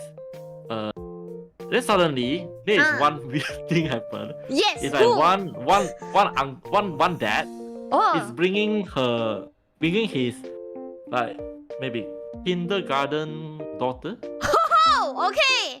Or maybe it's like primary 1 or grade 1 or 2 daughter. I'm not sure. Yes, kid. So he come to the booth. Yeah, the kids. Yes, a daughter. Okay. Come to the booth. Then he passed the sample book to his daughter. Okay. Then his daughter open the book and check the art. Okay. Then he was like asking her daughter, "Do you like this?" Then her daughter nod her head. Oh. They say, "Okay, I buy it for you." Oh, but it's actually the PG-13 one. Yes, I was like, why you want to buy this for your daughter? I mean, like, are you finding excuses? Like, actually this is for you, but you are using your daughter as an excuse. So that when you go back, your wife asks you why you buy this. You say it's my daughter. I buy for my daughter because my daughter requested it. I don't know. It's like it's still I still remember it until now. Like very clearly, it's like. Dead. wait. Or maybe it's like they want to start the education earlier. I don't know. I don't know what happened there. Like get cultured early. Yes. Oh, it reminded me one time when I go to shopping mall, all those figura shop, right? And then I saw this one family, a dad and a mom. So the dad is carrying like a very young kid. I think almost like what you're saying, like kindergarten or primary 1 or 2. So he's carrying the girl, his daughter, and he was looking from the outside of the shop. He looked in and it's like, hey, look, there's Hello Kitty. So he's pointing at the Hello Kitty Gundam, and he was like, you like it? You like Hello Kitty, isn't it? Let's go in and check. I was like, he's definitely going in for himself. He's definitely. And the wife was like, huh. So he just use his daughter as excuse and go into the figura shop. Ayo! Yeah. I feel like and yeah. Yeah, and no, you can continue. You continue yours first. No. And then they just go in. I was like, damn, I know what's your purpose, uncle. You are going in for your own benefit. I can see his daughter didn't even answer. He was like, you like Hello Kitty? Let's go in. Yes, very cool. So I feel like it's almost the same experience I remember until now too. You were saying? Yeah. So that is still the weirdest thing I experienced. So the other thing is like sometimes like until now I still can't get used to the fact that actually girls will buy my stuff, you know, like every time girls come to my booth, right, I was like, are you guys really sure about this? But actually I realized that there is more and more female fans actually buying my stuff, so I feel complicated. I mean, of course I'm happy that I have like female fans. Yeah. But also I feel like awkward, you know, like awkward and a bit embarrassed to. Yeah. Wait, you guys, are you sure you guys want to buy this? Like, because we are girls and like we're looking at your cultured art, like yeah. And then some of them like you even like request for my signature and take Wi-Fi together. I was like, Yeah. I still feel I still appreciate that. I still feel it's just sometimes it's still a little I bit still can't get you. Shy, I still can't get used to it. Yes. Because you're actually drawing females' bodies and stuff, and they're like, hey. Let me see. But is there any auntie ever? Yes. Auntie is another thing that I still can't get used to. Especially auntie, the most common situation is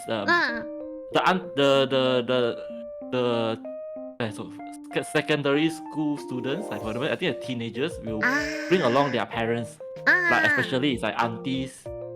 So they will bring to the booth, and then they will start choosing the thing they want to buy, and then we'll ask for their parents, means their mom, to pay. So sometimes their parents also like enjoying the shopping. Like they will take some money. Hey, boy, this one actually look nice, huh? You want this one or not? Wow, supportive. So, yes. Oh, I was like, so surprised, you know. Like normally, like when you went to go to anime shops or you go to this event, your mom will be like, hey, why you want to waste money to buy all these things?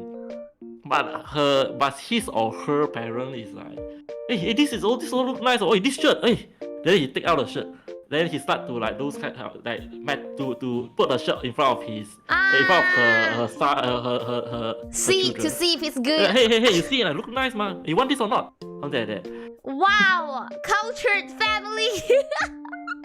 Yeah, I was like, thank you, auntie. Thank you for. Did the auntie praise you like, boy? You're like the chance say, yeah, boy, your aunt's so good, eh? Yes, actually, like, oh, you are so young, ah. Oh, whoa. Good. Wow. Like, yeah, I feel happy and also like feeling very complicated. At least all age love your arts, from kindergarten kids to all the way to aunties. And not some.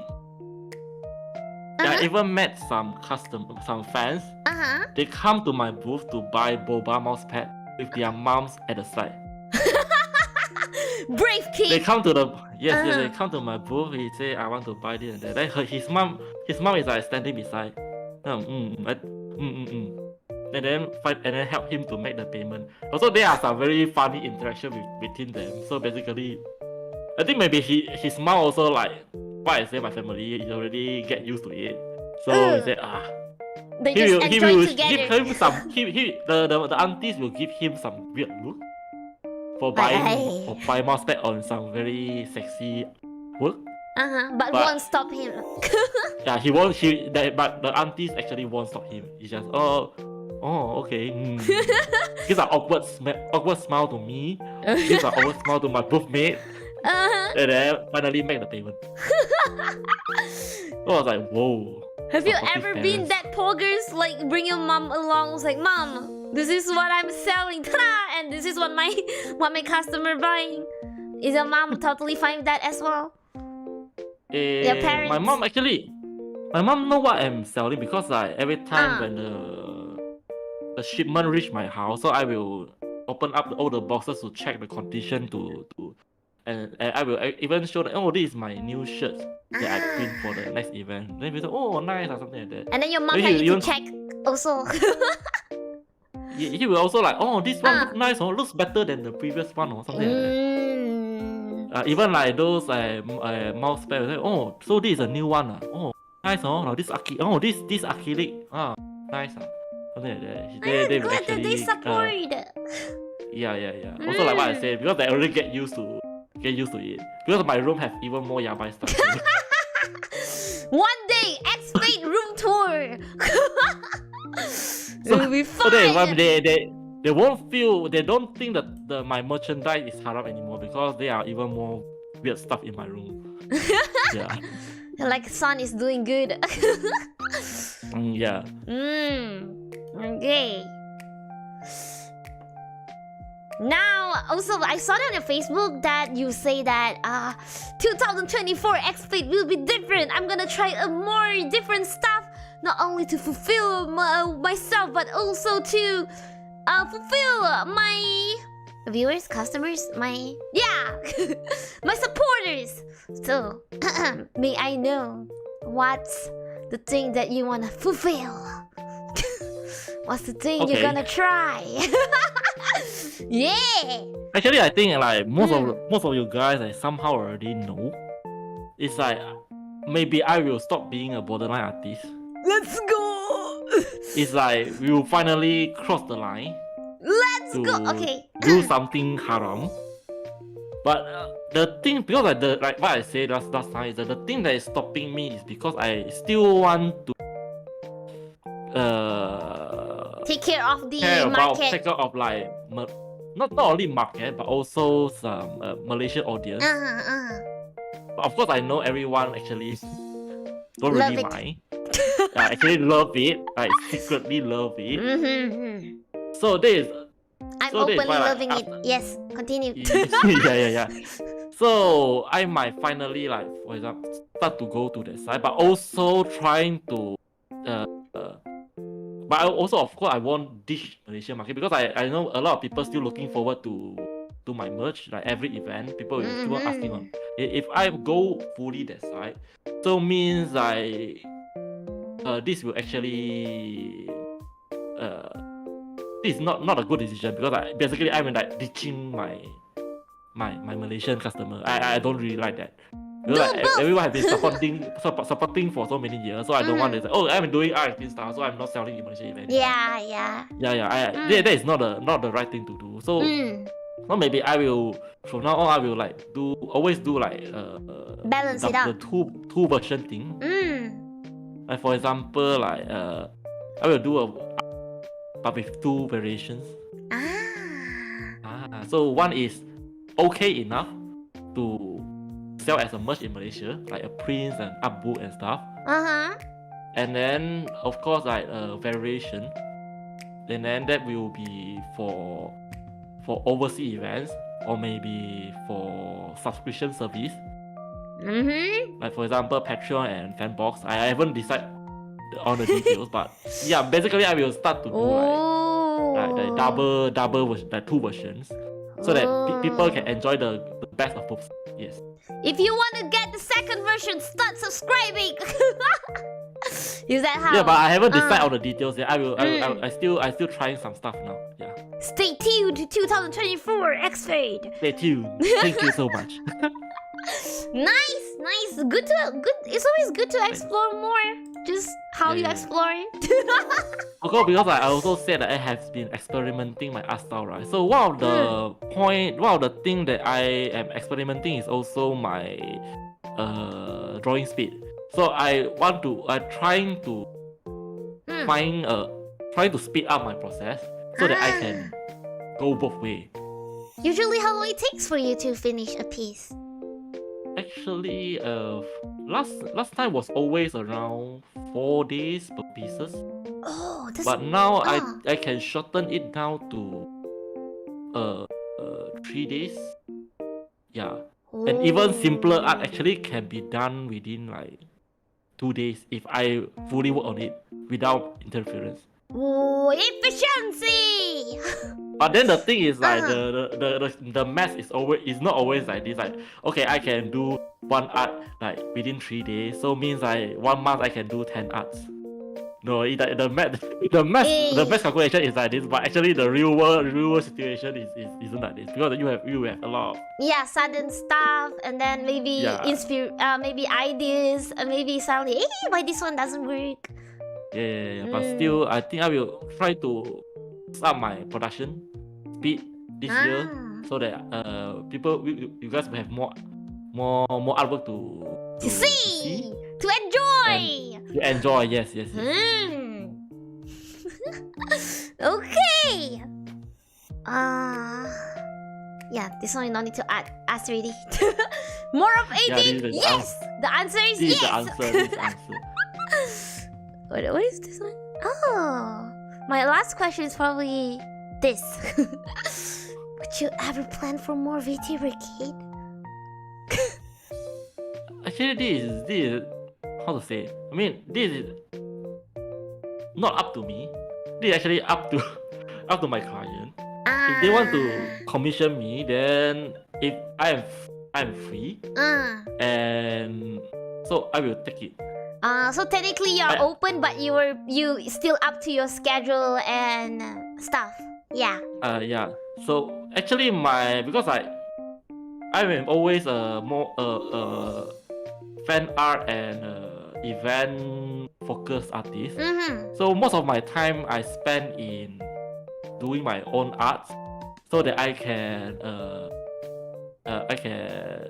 fulfill the demands for events. Like for example, the art books and stuff, and people want to buy new art, people want to see new art. So that is why I invested most of my time doing my own art. So commission is I only do once in a while when I think, oh, okay, I think I have enough of new art recently. So I think I'm free to take commission. And yeah, so basically, if I'm free, then if so coincidentally, agency or a Vtuber want to commission me, then yeah, I will take it. Yeah, I'm open actually. I see. Okay. Thank you for answering me. You're welcome. Thank you. Yeah, but now we will be talking about the Q&A from the chat, from the viewers. Let's see. Let me filter the question. What is this blocking? Okay, I'm gonna end the Q&A session. Oh no, cannot end. Oh my god. Okay. Wait, let me copy out. Cannot show everything. Okay. Ayo. Give me a second. I'm sorry. Technical difficulty. Okay. People were asking, what's your motivation? Like, how do you motivate yourself? Cause like, you know, maybe because it's your hobby? I don't know. Like sometimes, like for me, motivation is hard for me to draw. Cause if I started it, someday I might finish the line art and the next day I look at it, it's like, ugly. And then I would just give up. Like, never mind. Or sometimes I color until halfway, I was like, and then I'm gonna throw it away. Like, what makes you motivated until today? It's been like 4 years of doing full-time artist. Actually, I didn't really think much about that though. You just love your work. If really want to say, it's like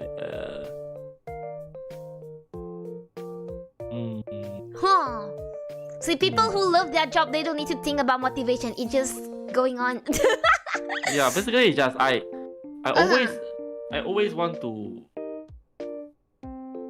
be honest, I always want to become a better artist. I mean, like skill wise and stuff. I mean, like I still think I am not good enough. I'm not matured enough. I am not fast enough. I am not. So actually, by drawing artwork, by drawing every day, it's actually a process of me trying to get better. So that is why I will always experiment. So sorry if you guys like realize that my art style actually changed a lot. Like even like this art and the next art, or this art and the next month art, or the next year art. My art style changed a lot. I'm not sure whether how many of you guys can realize, but if you guys didn't realize that, please go and check Bronya art. Like if you guys know Bronya from Honkai Impact, I've been drawing so many Bronya. So you go and take all the Bronya art. You put them in a row. You go and check. Then you will know how many art style the art style has been changing for every Bronya. Oh, you do now, God. Chat me like I'm gonna do now. So basically, like I'm drawing so that I can get better, and maybe one day I can reach as good as my idol artists, as like those artists that I'm following. So yeah, I think for hobby, for dream, for motive wise, I think getting better is one of my biggest motivation. Of course, another thing is like I like those game characters. Like for example, I like Honkai Impact characters. I like, for example, Star Rail's character, Genshin character, Blue Archive characters. So I want to draw waifu's character. I want to draw my waifu. So yeah, that is also one of the biggest motivation. Another biggest motivation, other than the art side. Yeah, that is like a love side. The waifu power. The waifu power, yes, the power of love. I know. And of course, the third part is like, because it is a job. Oh yeah, true. So if you you need to support if you your are living. not drawing, okay, you continue. I've done. You just need to support your living. Yeah. So we draw to live. We live to draw. So if so if we are not drawing, you're not living. that is very psychological. Okay, but if we are not drawing, we are not producing new art, means we have no new art to attract more fans, to sell in event, to get more income. So that is a very, that is for the financial part. So you can't really stop drawing. You need to keep on drawing and drawing. Yeah. I see. Okay, hope you get motivation, guys. Look forward, go for the better self, and think about your living. Yes. Think about your living. No draw, no food. I see this question twice already. Do you consider drawing? I do not to read this until now. Nike. I'm so scared to read it wrongly. Yeah, do you? I see like this question twice in the stream. Do you consider that? Would you? Actually, I'm not playing Nikkei. I love Nikkei character since it released, but I really don't have enough time to play more new games. So Nikkei commission me. I don't have enough time to play new game. I'm more not even I don't even have enough time to draw new arts from new series. Like recently, I'm starting Blue Archive, so I finally make my decision to draw something other than MiHoYo stuff. So this is actually a very big decision, big life decision. I actually think about this for like few months. Oh, okay. I started Blue Archive since February last year, and then I finally started to draw it for real. It's like August. Oh. I took half year to make the decision. It's like, do I really want to do it? Yeah. Because I actually am afraid, you know. It's like I have been drawing MiHoYo stuff, Honkai stuff since 2000, early of 2018. So it's like 1, 2, 3, it's like 6 5 years. 5, 6, yeah. So I'm not sure if like I draw some other stuff, will my followers or my fans feel like betrayed? Yeah. It's like, would they love it if I do this? Would they feel like, why don't you draw this much as usual as back then anymore? Yeah. So, I have been thinking, and after like 6 months, I was like, okay, let's do it. I mean, like, let's do it together. Like, I won't stop drawing MiHoYo stuff, but of course, like now I want to also some other games which is not from MiHoYo. So okay, back to the question. I'm not overly occupied now, so I am not considering to draw like Nikkei. Of course, I know Nikkei character is like, but also another thing is Nikkei character is too complicated. It's super like all those machine, those like gun style, design it's even harder than MiHoYo design. MiHoYo design is already complicated enough. Damn you, MiHoYo, I mean. I see. Yeah, machinery. Yeah, it's like machinery is really hard. I mean, like for Nikkei part, it's like there is another of the biggest resistance, you know, to start Nikkei arts. Okay, so let's see. Okay. Just now you talk about some artists that inspire you. I don't know if you want to reveal some, but people ask about, like, what are those artists that inspire you? Actually, not to say inspire. It's how to say? Yeah, it's like my favorite artist. Looking up to. I'm looking up to. But hey, some Yabai artists though. We don't mind. We don't mind. Oh, okay. Okay, so I'm gonna search it up. Tell me. one of my most favorite artists is a R18 artist in Japan. It's called Mataro. It's Matarou. Okay, so she is a R18 artist. He draw very meaty girls. So if you guys want to know more, you can go Twitter and check it out. Yes. Okay. And also, also, of course, some other artists. Actually, a lot of artists that I looking up to. But recently, I'm quite into this artist. It's called actually, I still don't know how to pronounce the name. Daijobu, we spell it out. The name is called.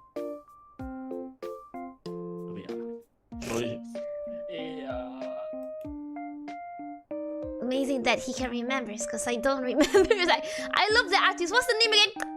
And then it just doesn't come into my mind. I was like, let's check my following list. Actually, yeah, to be easy, just go to xFate Twitter and check on who he followed.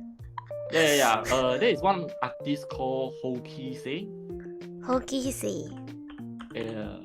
It's written in Japanese, but this artist actually has a booth in Comiket. I'm so surprised about that. Of course, he didn't come. He is a Japanese. He didn't come himself, but there is some Malaysian that help him to sell stuff here. I see. Yeah, there are a lot of artists that I like. So I really can't list them all out. So you just go to my Twitter and check like who am I following. I only following 470 artists. Yeah, there's. So yeah, maybe you can try to dig some good artists from there. Thank you from there. Be sure to go. Okay. Next question. I think this is interesting. It's like these two questions is almost similar. So one question is like, what is the hardest challenge that you have been throughout your art journey? Let's go for this first. Yeah, hardest challenge when throughout your art journey. And then another question that I feel like might be similar but not very similar is, which is the hardest thing to do when coloring your artwork? I don't know if we can two different questions. Yeah, it's different, but it's like which one? So the first thing. Yeah, your hardest challenge throughout your art journey.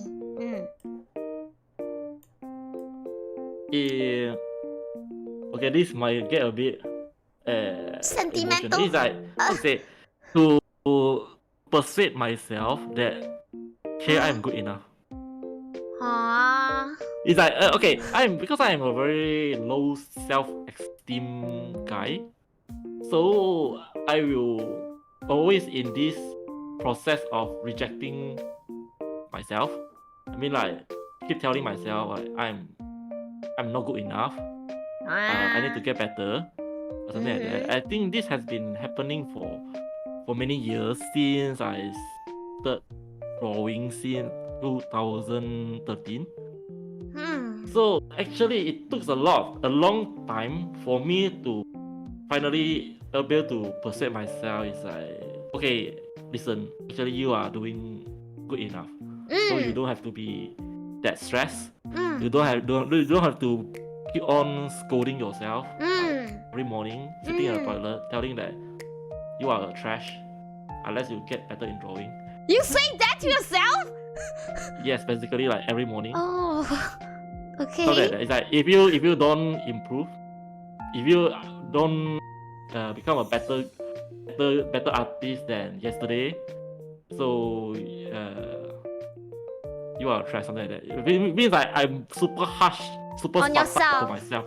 Yeah. During that period, especially it's like the first like 5. Actually it lasted for many years. I think it lasted for at least like 5 to 6 years. So that is why I can cope up with the schedule of waking up at 5 o'clock, and then draw for 3 hours and go to work and then repeat the schedule every day. Consistency. Yeah, so until now I still feel that, but it actually getting better because of course I have some achievement now. So the achievement is like supporting me mentally. It's like, okay, actually you are doing good enough, so you can slow down a bit.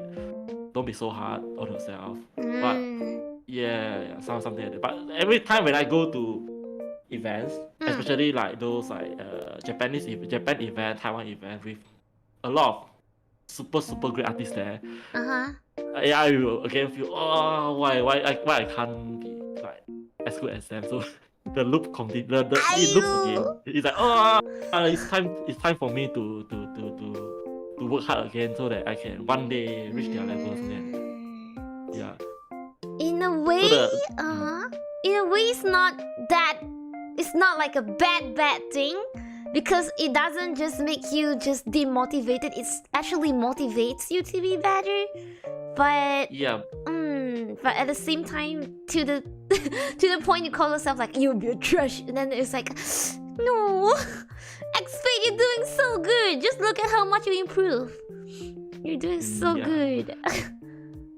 So it is like luckily I'm still considered a mentally strong guy. So I didn't actually give up or break down due to the stress that I actually applied to myself. Nice. So yeah, good things that everything works well. So you guys still can see me alive now. Man, why do you put it that way? No, I mean like alive is as like actively as an artist. Not to say like I have actually found myself. No, I didn't do anything that. What I mean just now is like I am still an active artist now. It's scary because like actually a lot of artists like they give themselves too much stress and then at the end they can't even continue. Means like they stress too much and then they mentally broke down and then they give up and then they stop and then not drawing anymore. Yeah, actually this case happened. Yeah. I never really practiced my drawing. I was like, okay. I wish I can draw, and then I draw, and I was like, never mind. How to be as motivated like xFate, man? It's like for real, respect so much like your consistency throughout the year. It's been so many years, and you're still trying, and that's so much respect that we can give to you. Thank you so much. Believe in yourself. I swear, your art is godly now. No. That is not true.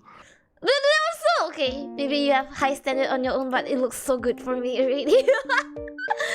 Oh man, yeah. There's a thank you for giving birth to Leola too. Yeah. You are welcome, and thank you for liking them also. Thank you. Hey, and then like the next question we were talking about is like, what is the hardest thing to do when you're coloring your artwork? Coloring is so hard, man. But I love coloring. Wait, before that, can I ask you one question? Okay. Do you like line art more or coloring more? For me, line art is something more. How to say? You can do without thinking much. It means like basically is. You can do. Just like that. It's like that. You draw. You don't have to. You know, your brain don't have to keep on processing information. Maybe just draw. Following the sketch. So it is a simpler part of the job that I will do when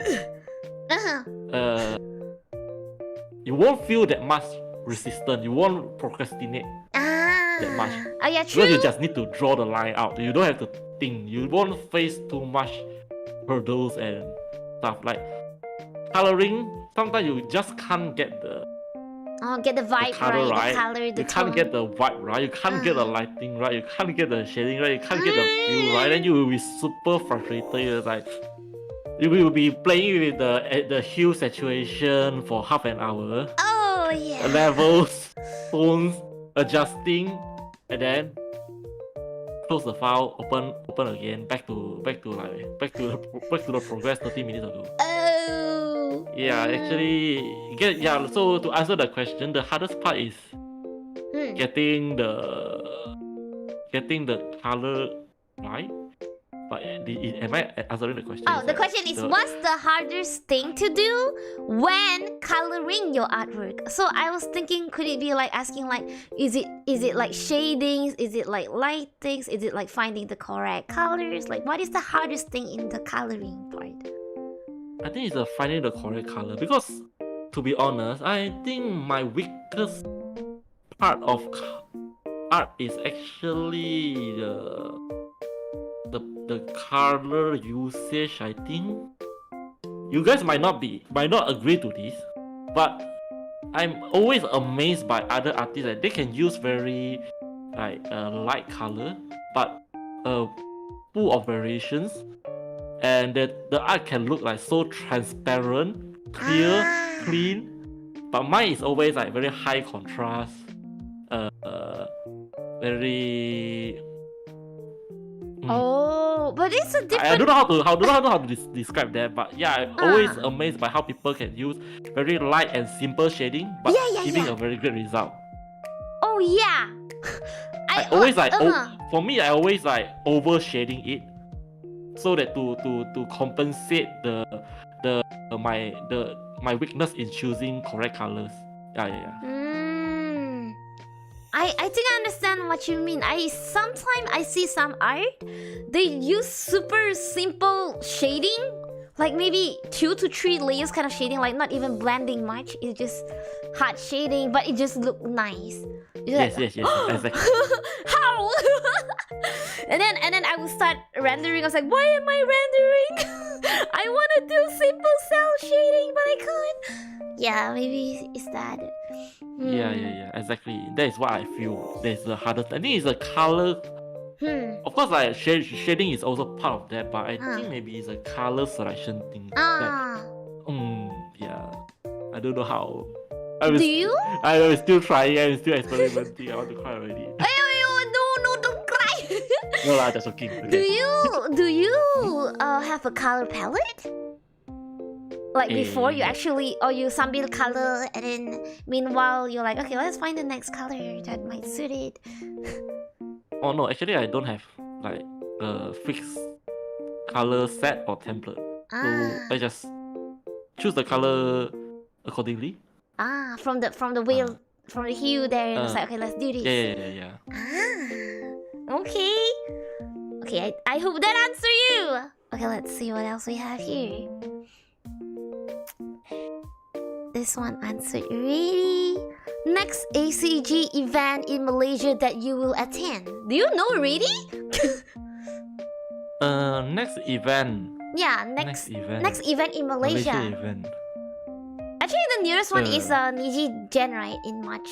Yeah, the March one. But actually, I'm not attending that. The rest we don't know yet. The next one, actually, I haven't applied for any Malaysia event. And I don't know which the next one. Maybe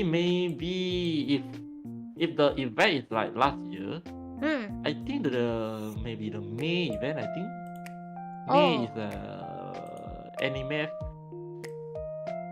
Maybe Anime Fest. He already know the pattern. Like, May gonna be Anime Fest, and then yeah, because the reason that I didn't apply Niji Gen is also like this year I will try to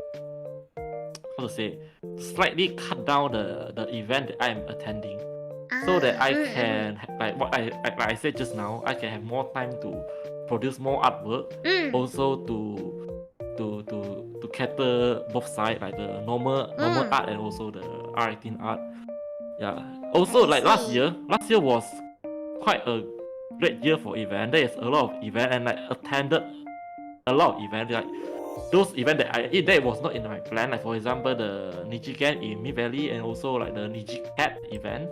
Also some other events. So attending event is nice, but actually you guys as a normal fans or follower might not know. Actually, attending event is not just that 48 hours. I mean, the event is for 2 days, but actually you need to a lot of preparation. A lot of preparation you need to do. Like for example, at first you start with applying for event. Then you need to plan like what merch you are going to release in this event. Then you need to find the manufacturer. You need to go and print stuff. You need to go and arrange. You need to prepare the logistic stuff. And then you need to prepare a catalog. You need to decide the pricing. You need to take the photo of the merchandise. Social you need to media key into your Excel file. You need put it. You need to do the catalog post on your social media. You need to reply to your fans, and you need to pack it into your luggage and put it onto your car. Like, and after the event, you need to put it onto the Shopee and stuff. So actually, the work that the fans see is always like the 2 days event. But actually, behind the 2 days event, it might actually it might be at least a month long. 1 week or two. If we like make it like a 8-hour job per day, so it might actually take like 1 week or 2 weeks. And that is for one event. And imagine like for example me, I have a lot of events like Malaysia event, Singapore event, and a lot of event in Malaysia, a lot of event in all over Asia. So imagine each of them is taking away 1 week from me. There is not much time I left to actually I have not much time left for me to draw and produce new artworks. So sometimes during the event preparation, I will question myself. It's like, am I an artist or am I a businessman? Both. Right? Yeah. I know it's both. So it's actually sometimes quite hard to find the balance. You know, it's like, to how to produce enough artwork for fans to enjoy, but also earning enough money to sustain your artist life in event and booth. So yeah, the answer is for you to survive as an artist, you need to be a businessman. That is very true. That is actually very true. Yay! See, so not all the artists like to do all this business. Yeah. So some of them they will let other people to handle. For example, they will find a proxy or they will find a friends to help them to do all this event sales stuff, or they will just focus on commission. Or recently, the more famous way, the more popular way is actually subscription. Yeah, subscription actually is the most, I think I can say, is one of the most mainstream way, especially for and not safe for work means like yeah. That is actually the best way and the way that actually earn the most. Yes, not going to lie, it actually earn a lot. Learn your way, guys. Okay. Just now you were saying about the thing that you need to do before going to CF. So there's actually like conventions. So there's actually someone asked, how do you apply for a booth in event? Actually, in applying for a booth in event is very, very straightforward. Let's say like for example Malaysia event, the organizer of the event, they will post they will make a post on their page. It's like, oh okay, booth application opens, and then we will just click the link and just and fill in some maybe Google Forms. Most of them they will use Google Forms. And then you key in all your details, and maybe they will request for like your portfolio sometimes, like your artwork and stuff, so that it will help them to filter. Like for example, they will choose like artists with better artworks. Sometimes they will be more likely to choose those artists. Yes. They filter out. Yeah, you filter. But it's not all the event do that. Some event is like completely random. So they don't care about are you a beginner or are you a pro. So they will just completely RNG gacha. So yeah, but some event like for example Comiket and of course like Anime Festival Asia, Singapore and stuff, they will do curation. So they will it's either half curation or full curation. Half curation is like they will filter, like they will, for example, they have 500 booths. You have 1,000 applications. So they will like, okay, so this artist okay, this artist not okay. So they will maybe narrow it down to maybe 700, and then they throw the 700 to get the 500. So the 700 is RNG, but from the 1,000 cut down to 700 is by curation. I see. So this is like half curation. Means handpicked, but it's not entirely handpicked. You still have some RNG thing behind. Imagine but RNG. For big event like Anime Festival Asia, there is one is completely handpicked. So it's like there is no RNG there. It's like 100%. They will only choose the artist that they think is the best for the event. But not I think only Anime Festival Asia do that, because they are a very big event and they have very super limited booth space. It's not even easy. So after you apply, then you wait for a while until they start to announce the result. So if you get it, then they will send you an email. Then you just make your payment through like bank transfer. And then that's it. I see. As simple as that. It's simple, but it's not easy. That you need luck and you need skill. Yes. Also, some event that will also is handpicked based on your of merchandise. So they have this list, priority list. So like they start with comic books normally.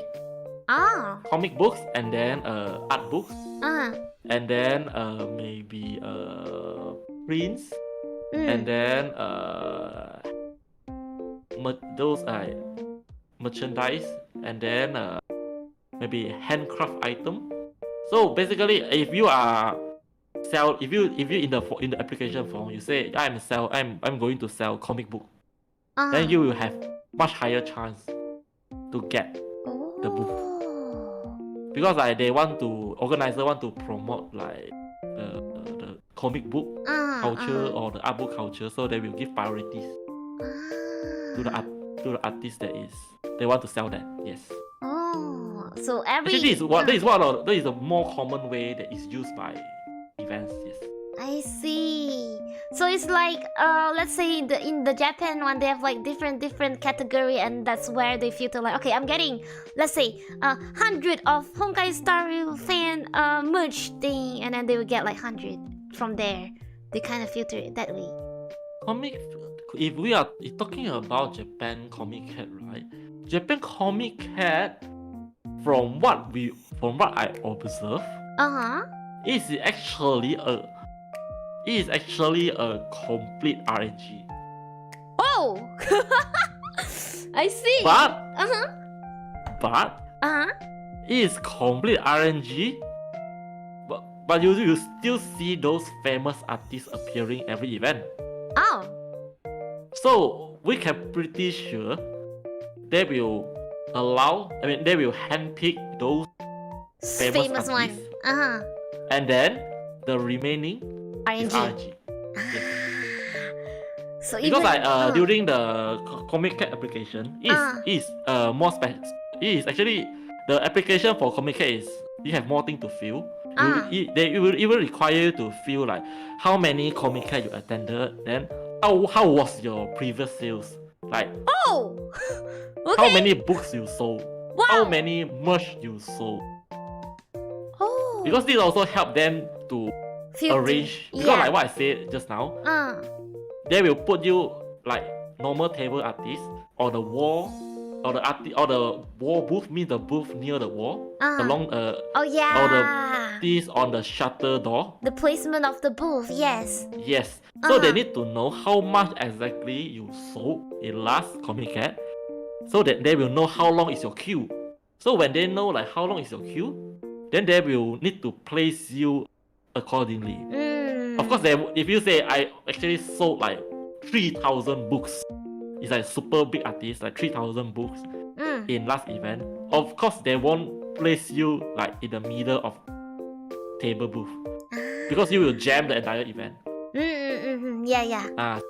So for Comiket, I think it's like they will. I don't know. This is just my assumption. I'm not even sure this is true or not. Yeah. Those famous artists, those what we say the war artist and shutter artist is like almost like confirm you get almost. And then the normal table one, I think is like more or less RNG. How? So do you always manage to get Comiket, or you actually like didn't? Yeah, actually, so far I applied 4 times. But I got 4 times. Let's go! Gotcha luck! Yeah. Actually, yeah. So this is why I'm not really sure. Is it like really gacha or no? Because like they didn't state. They probably pick you. Yeah, they didn't write anywhere like how they actually choose. But it's we believe that they are actually using RNG. Maybe RNG, but still certain filter. Maybe. We never know. Disclaimer: we don't know. Like for example, Comic Fiesta or some organizer, one actually know how they pick the booth, right? They listed in the application page. They list down that it is based on curation. How they curate, how they choose, depends on what. Is it on the followers? Is it on the art qualities? Is it on the thing that they found it interesting? Actually, no one knows. It's only the organizer knows. I think personally, it would be like followers and stuff, like numbers. Definitely, they definitely want a number. Business. Business, yes. Yeah. Okay, I don't want to drag you too long. I'm gonna end by 12, so we're gonna answer a few more questions. So not every question gonna be answered. Cause 12. Do you have like midnight game dailies? By 12, do you have any? No, I already cleared, so wow, it's okay. Efficiency, even in clearing. I already told you I cleared the dailies in the morning, right? 8 o'clock. But you don't do like refreshing when it's 12, cause I do. Yeah, no, MyHoloTV games they refresh at 4 a.m. Oh. But you are not hardcore until you wake up at 4 to. No, right? No. I'm only a very casual player. Yes. I see. Okay, now we're gonna answer more questions. Stop me when you want to sleep. Otherwise, we can go on to 3. Joking. Let's go. This dude doesn't scare. Let's go. Okay. Let me see. I don't know if I'm gonna ask you. You decide if you wanna answer. How yabai your secret folder of your own drawing can go?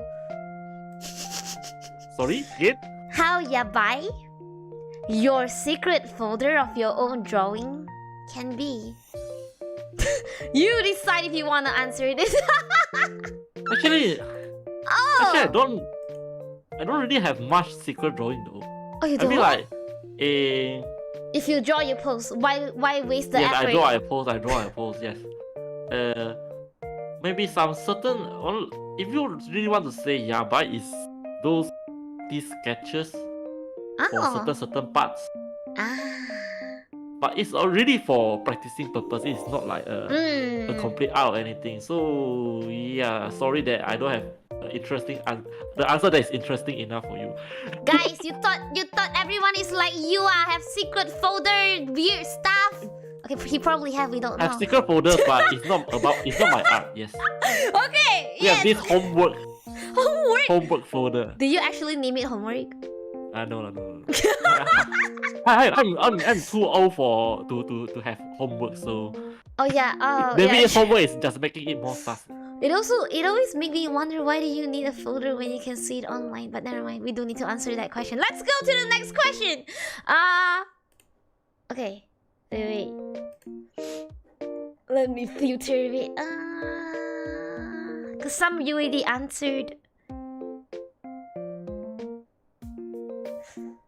Oh, one is interesting. I want to know too.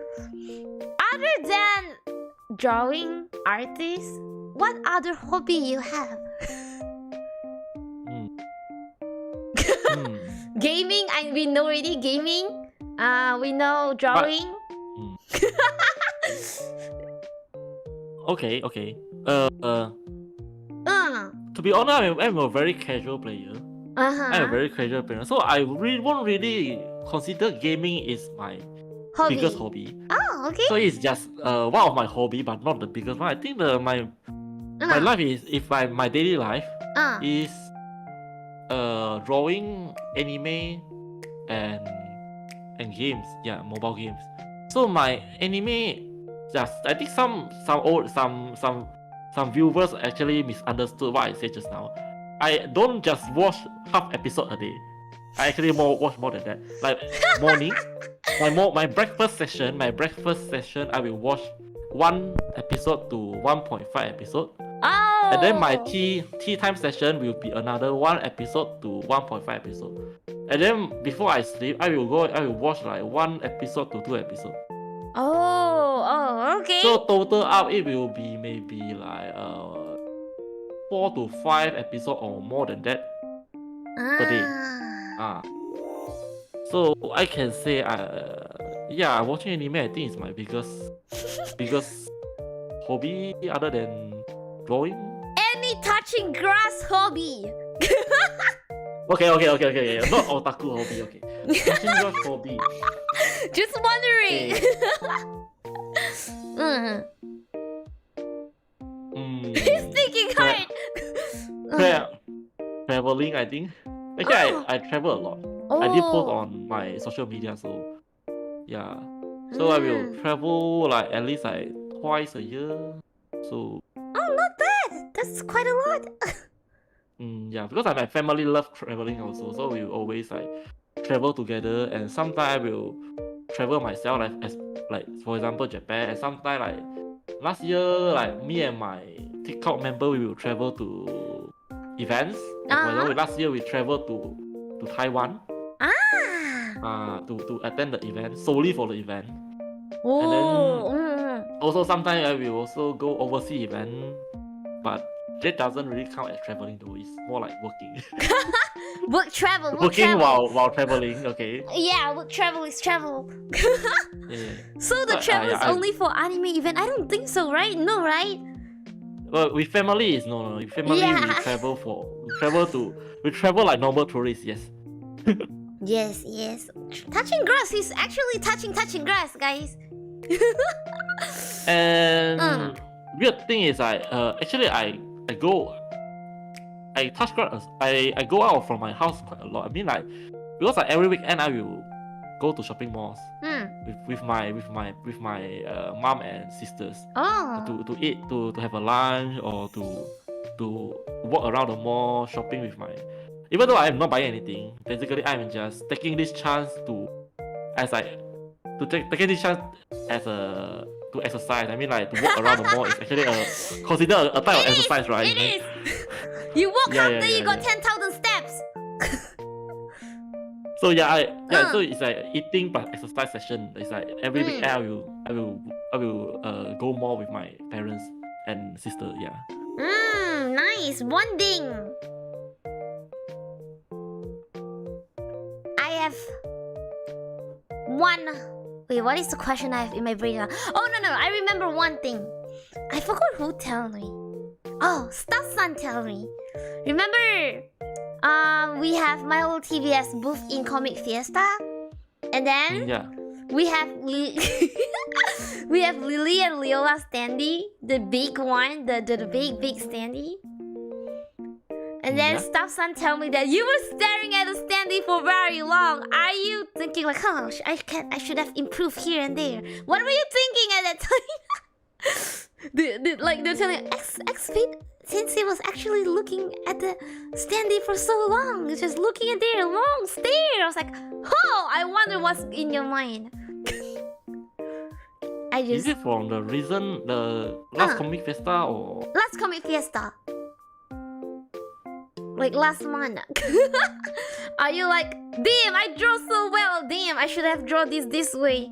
Like, what are you thinking? You don't remember? Yeah, actually I don't really remember about the episode though. I already the thing that I remember is I want to buy the Leola standee. And then the staff told me, no, we haven't opened yet. I was like, oh, okay. Oh, you bought your own. Yeah, I bought my own. Should have asked Mr. Holo to give you free. No. It's okay. It's part of the support, yes. It's like, Mr. Holo, I drew it. Why can't I get it? There. Yeah, I think maybe I did really stare at the standee, but yeah, like what you say, maybe I've been checking like how, because like sometimes like you look at the thing that you printed out, like for example you look at a book or look at a paper or look at the merchandise, it feels different from looking on screen. Yeah. Sometimes it will look better. So yeah, I think maybe I'm just checking the difference. You're just judging like, why is it different? What is different? Is this better? And then the paper quality. Maybe. Why is the cutting like that? Yeah, it's the occupational thing is like we need to check the printing and material and stuff. I see. Okay. I just suddenly pop out in my mind. I just like, Okay. There is. Let's see. There's actually a lot of questions. Some questions might be washed out because YouTube Q&A sometimes is a bit dumb. Like the question at the beginning, they might be washed out and then it just won't appear anymore. So if your question didn't get answered, it's probably because of that. There's actually a lot of questions going on. Okay. Let's see.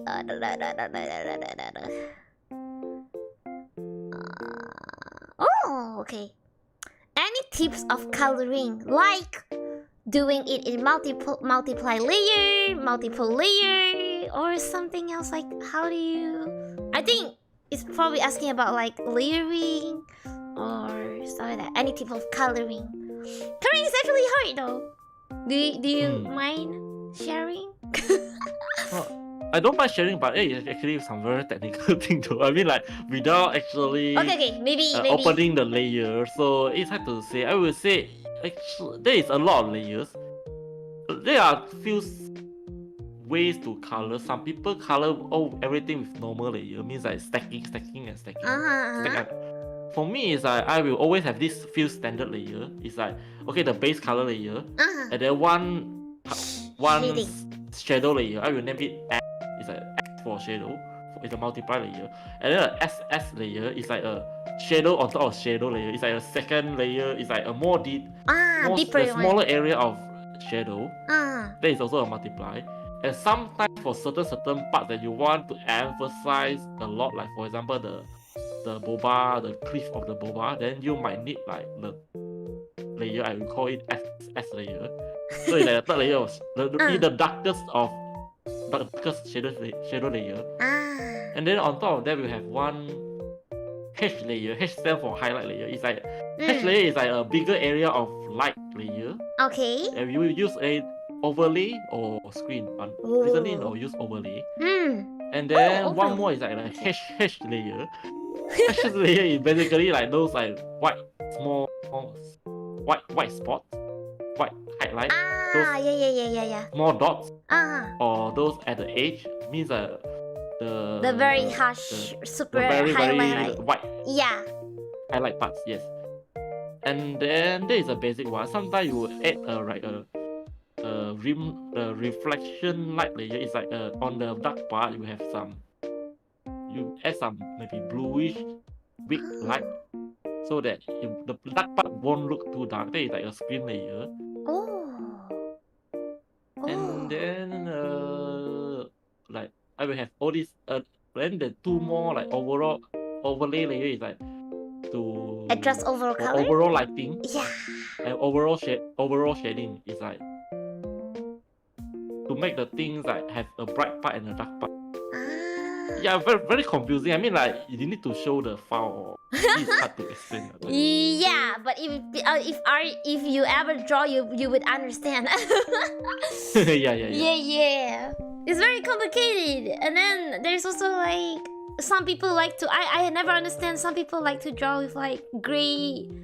What do you call that? Grayscale. Grayscale version first, and then only then they color on there. It's like, oh, yeah. It's another technique. Yeah, every people have different technique, but that's from xFate. I wonder how many layers you have.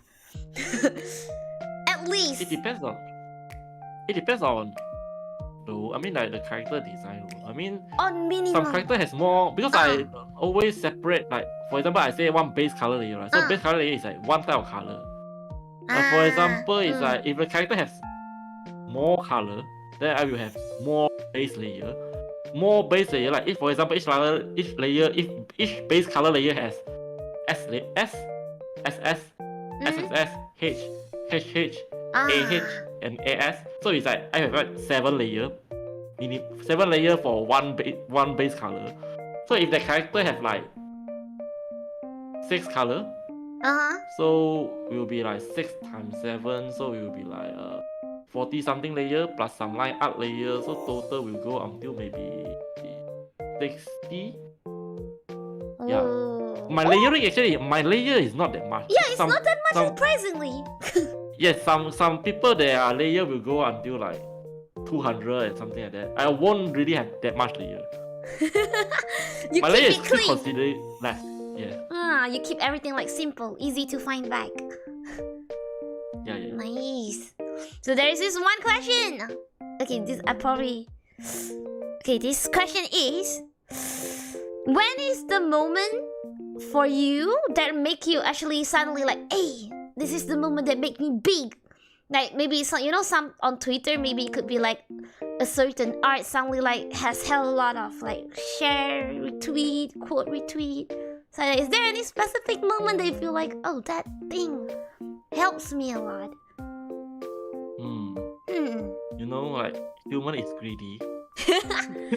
And like we want. I mean, okay, not we. It's I. Is it me? How to say? When I was still a very small artist, of course you would think like, oh, maybe I have like 100 followers, then I will be happy. Then when you have 100, you want thousands. So when you have 1,000, you want 10,000. When you have 10,000, you want 100,000. So like when the question is like, what is the moment that you feel? What is the moment that makes you big? You feel big, right? That make you big, like, because for us you were big.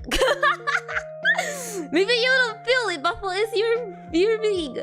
But okay. So, this is actually a very hard question. It's a very complicated question. And it relates really back to the topic that I said I was a low self-esteem guy.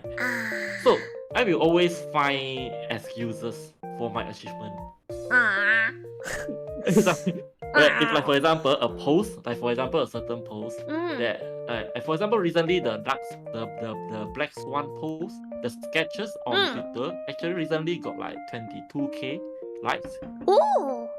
And the runway art actually got like 19k likes. Very high. Yeah, I was like, I got this high. Something must be wrong. That's what you think? Yeah. So it's like, so what is wrong? I mean, like, is it because like some big artist retweeted so that it got too much exposure or something like that? Because like, of course, like, if you paying too much attention to like counts, right? It actually goes up and down. It's like a roller coaster. Unless you are a really big artist, so maybe you will get very consistent number of likes. So for me, I will always find excuses for achievement. You want to find the reason, like why? Yeah. So the more I think, the lesser sense of achievement I will get. So like what I say, like I'm actually quite. I have low self-esteem, but also at the same time I'm quite greedy about all these things. So like when you get this, then you look at other like your idol, and you say, oh, she is much better than me. So maybe I need to get closer so that I will feel myself more big. Something like that.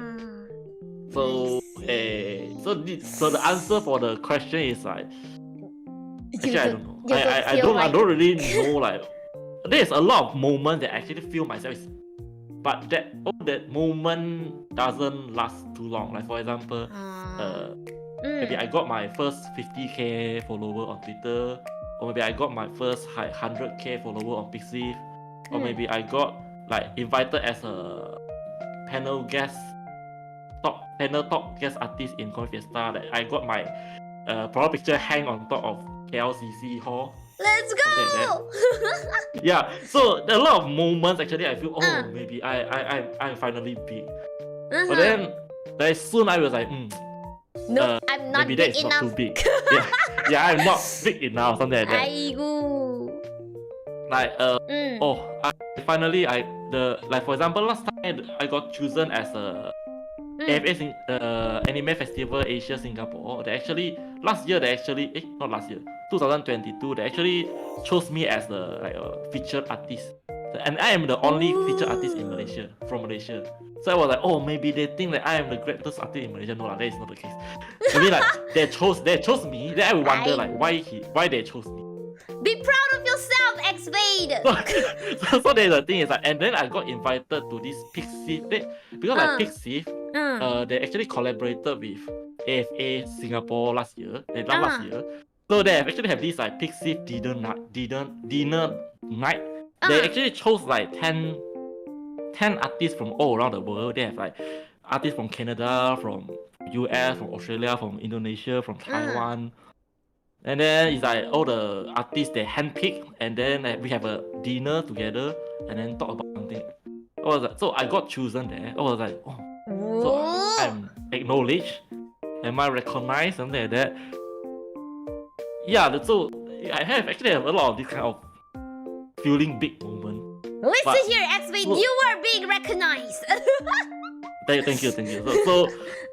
So yeah, but then soon I will back to the starting point. Like, okay, maybe I'm not that big. It's a cycle, but that's what makes you always getting better, xFate. You're good. Yes. Try to keep improving. Yeah. See, this is another thing that I think there will be a lot of people asking. What is your favorite anime series? This is the hardest question, man, for tonight, actually.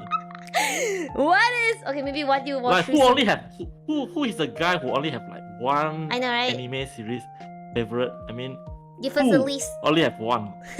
At least like 100, right? 100 at least. Look at him. Yeah, like okay, maybe like when I ask you like what anime did like it gave you okay, when talk about favorite anime, there must be like at least 5 names in your brain. That 5. Okay. Normally when people ask this question, so the first anime that I will answer is definitely Fate Stay Night. Oh, Fate Stay Night, okay? So this is where my names come from. Just in case people don't know. Oh, okay. Just in case people don't know. I was a big Fate series fans. Like since the 2006, the old anime series. It's not the Ufotable one. So then I go and play the visual novels, and I'm so into it, so obsessed with Moon. I will go and read their encyclopedia. Wow. I go and dig all the settings, go and understand all the skills, all the normal phantasm, all the servant backstory. Let's go. I think there is a series that I really go and spend times to read all these setting stuff. Yes. Yeah, I know. Like you want to know every backstory. What is hidden in this? But then it slowly my passion for Fate series slowly goes now after they started Grand Order, Fate Grand Order FGO. Because I didn't that time. Actually, I'm not playing the game. I didn't actually. Because I said I focus in drawing, right? So actually I stopped playing game for like 5 to 6 years. I didn't touch any game. Wow. So that time I haven't started any game yet. Okay. So I'm not playing the game, so I'm not into the game. So it's like, but the entire Type Moon fan base becoming very FGO centered. So it's like, if you are not playing FGO, you are you are the outdated guy. So I feel like I'm being deserted, you know. It's like, oh, okay, so I'm not playing FGO, so maybe I can't call myself as a Type Moon fan or something like that. No. Okay. Back to the topic. I think I elaborated it too long. So yeah, I think I will say like the Fate series is my most favorite series. Yeah. It's okay to only like the anime but not all the game though, because game doesn't always align with everything. And then the other anime that I like, this is really too much. Like there are so many nice anime like every season. Like this season we have this super hot anime. Like last season we have this. We have like Uruuu, we have Bocchi the Raw, we have like, I don't know, like this season we have Freeland. Then maybe next season we have like Uruuu. We have more and more new and nice anime coming, the mainstream one or non-mainstream one. There are too many. It's like I can't even make a ranking. What like, about, even if what about genre? Is that easier? No, that is not. That is not easier because I'm not a you don't pick. picker. As this I doesn't really pick. Oh. Okay, I'm more picky now. Like last time, like 5 years ago, I actually every season I will follow like 30 series. Wow. Ongoing series. It's like each season we have like 40 to 50 ongoing series. Like. So last time I will follow like 30 ongoing series every week. Oh. Wow. So basically, it's like I don't pick. I watch everything. Only those like really I cannot tahan one, I will stop. I will drop. He's hella cultured. he's almost like, I know almost every anime. Question me. But until recently, no more. Until recently, I cut down to maybe 5 to 6 series per season. Yeah. That's so maybe I watch like more than thousands anime, so it's very hard. You want to know like. So what is your top 5 anime series? I was like, sorry, I can't answer this question. It's like, your brain has a lot of flashback.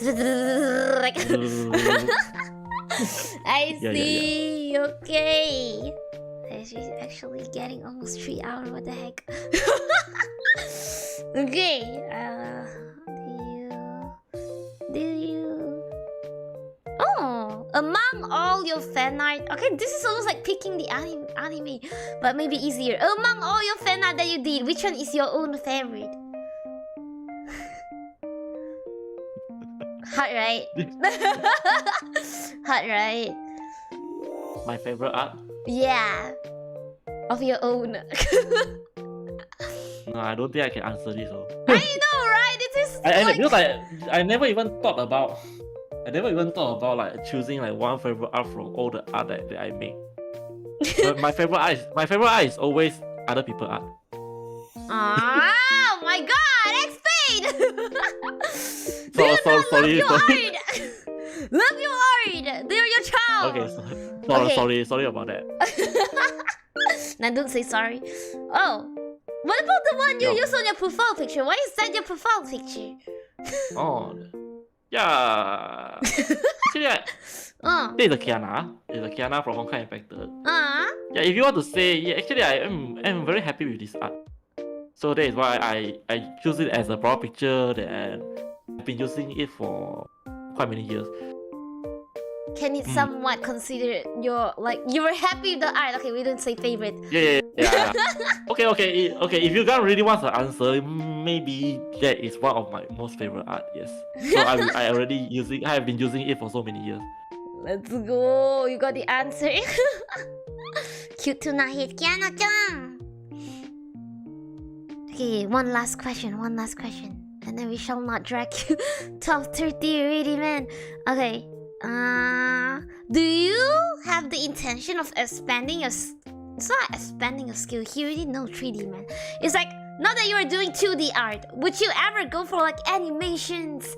Or maybe like a 3D, make your art. Okay, maybe you have original character one the other. I'm gonna make it 3D. Like, would you ever want to make it on another dimension? Question mark. Not like dimension. Animation. I thought Lily had 3D already. Yeah, true. True. You were right. I can't deny it. Yeah, she's already at 3D. But would you ever do animation? Actually, during my final year project many years ago, I actually do like 2D animation, like anime style of animation for my final year project.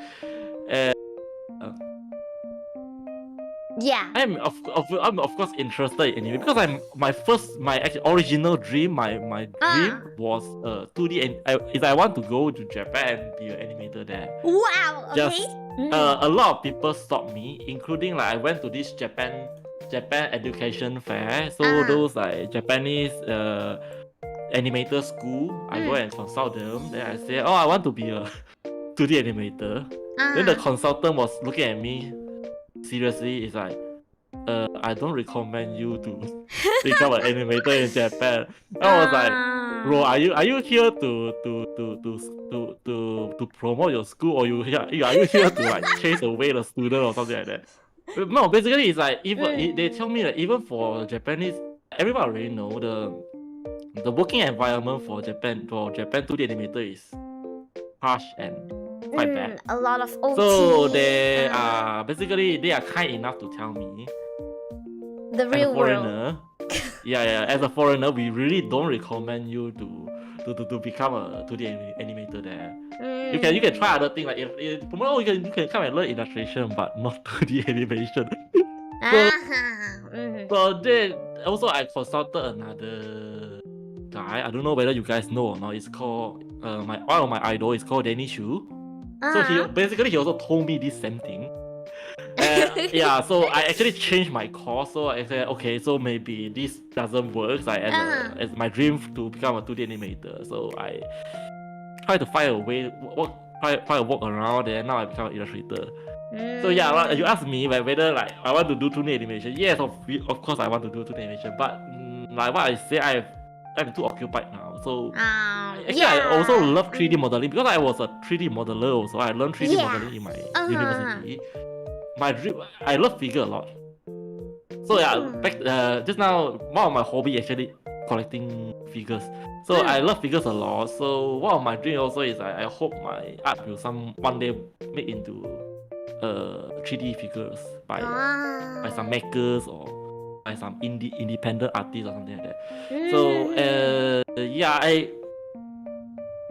actually wanted to like model it myself or to make the 2D animation myself, but back to this same problem is I don't have that much time and effort to learn the skill because like it is another new skill set. You need to invest a lot of time. Like 2D animation, even if you are good in drawing illustration, it doesn't mean you are good in drawing 2D animation because it requires totally different skill set. Okay, maybe the drawing part, the fundamental is they share, but 2D animation sense is another thing. Yeah, true. Like the how they make it is smooth, another thing. Everything. Yeah.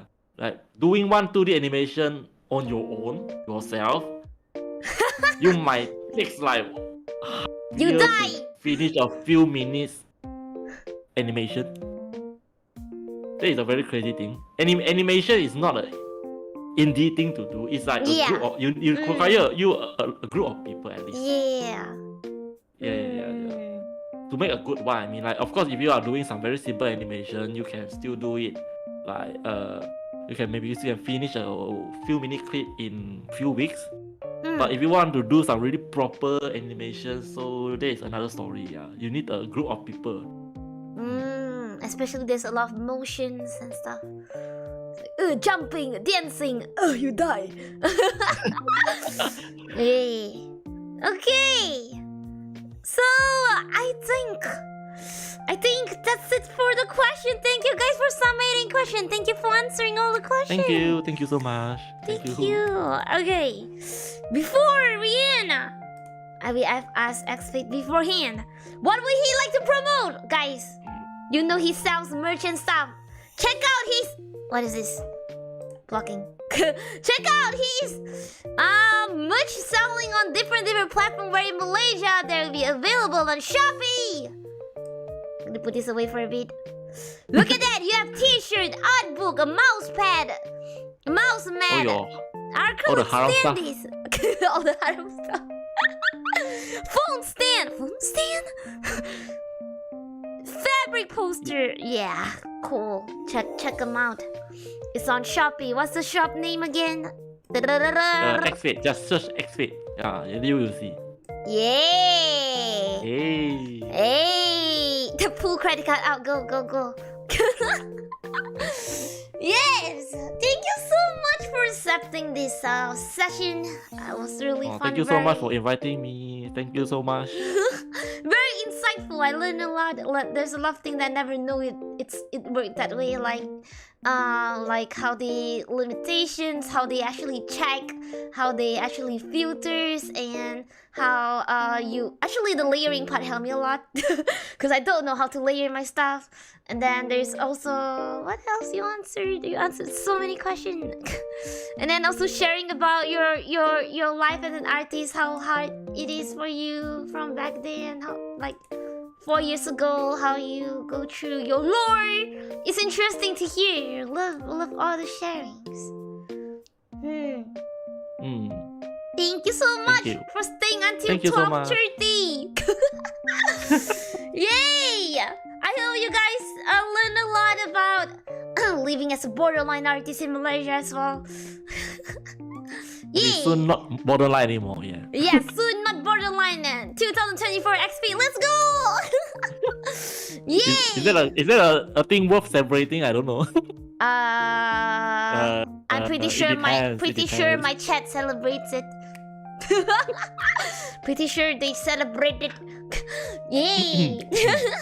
Celebrate secretly, yes. Looking forward for you to be in more convention and more merch, more art, more beautiful art. Thank you. Thank you so much. Thank you. Hi, Otu Luna, Otu xFate. Thank you for coming. Luna, Otu everyone. Yay! Thank you for coming, Scoop and Move episode 3. See you on next episode, Johnny. Jenny, bye bye.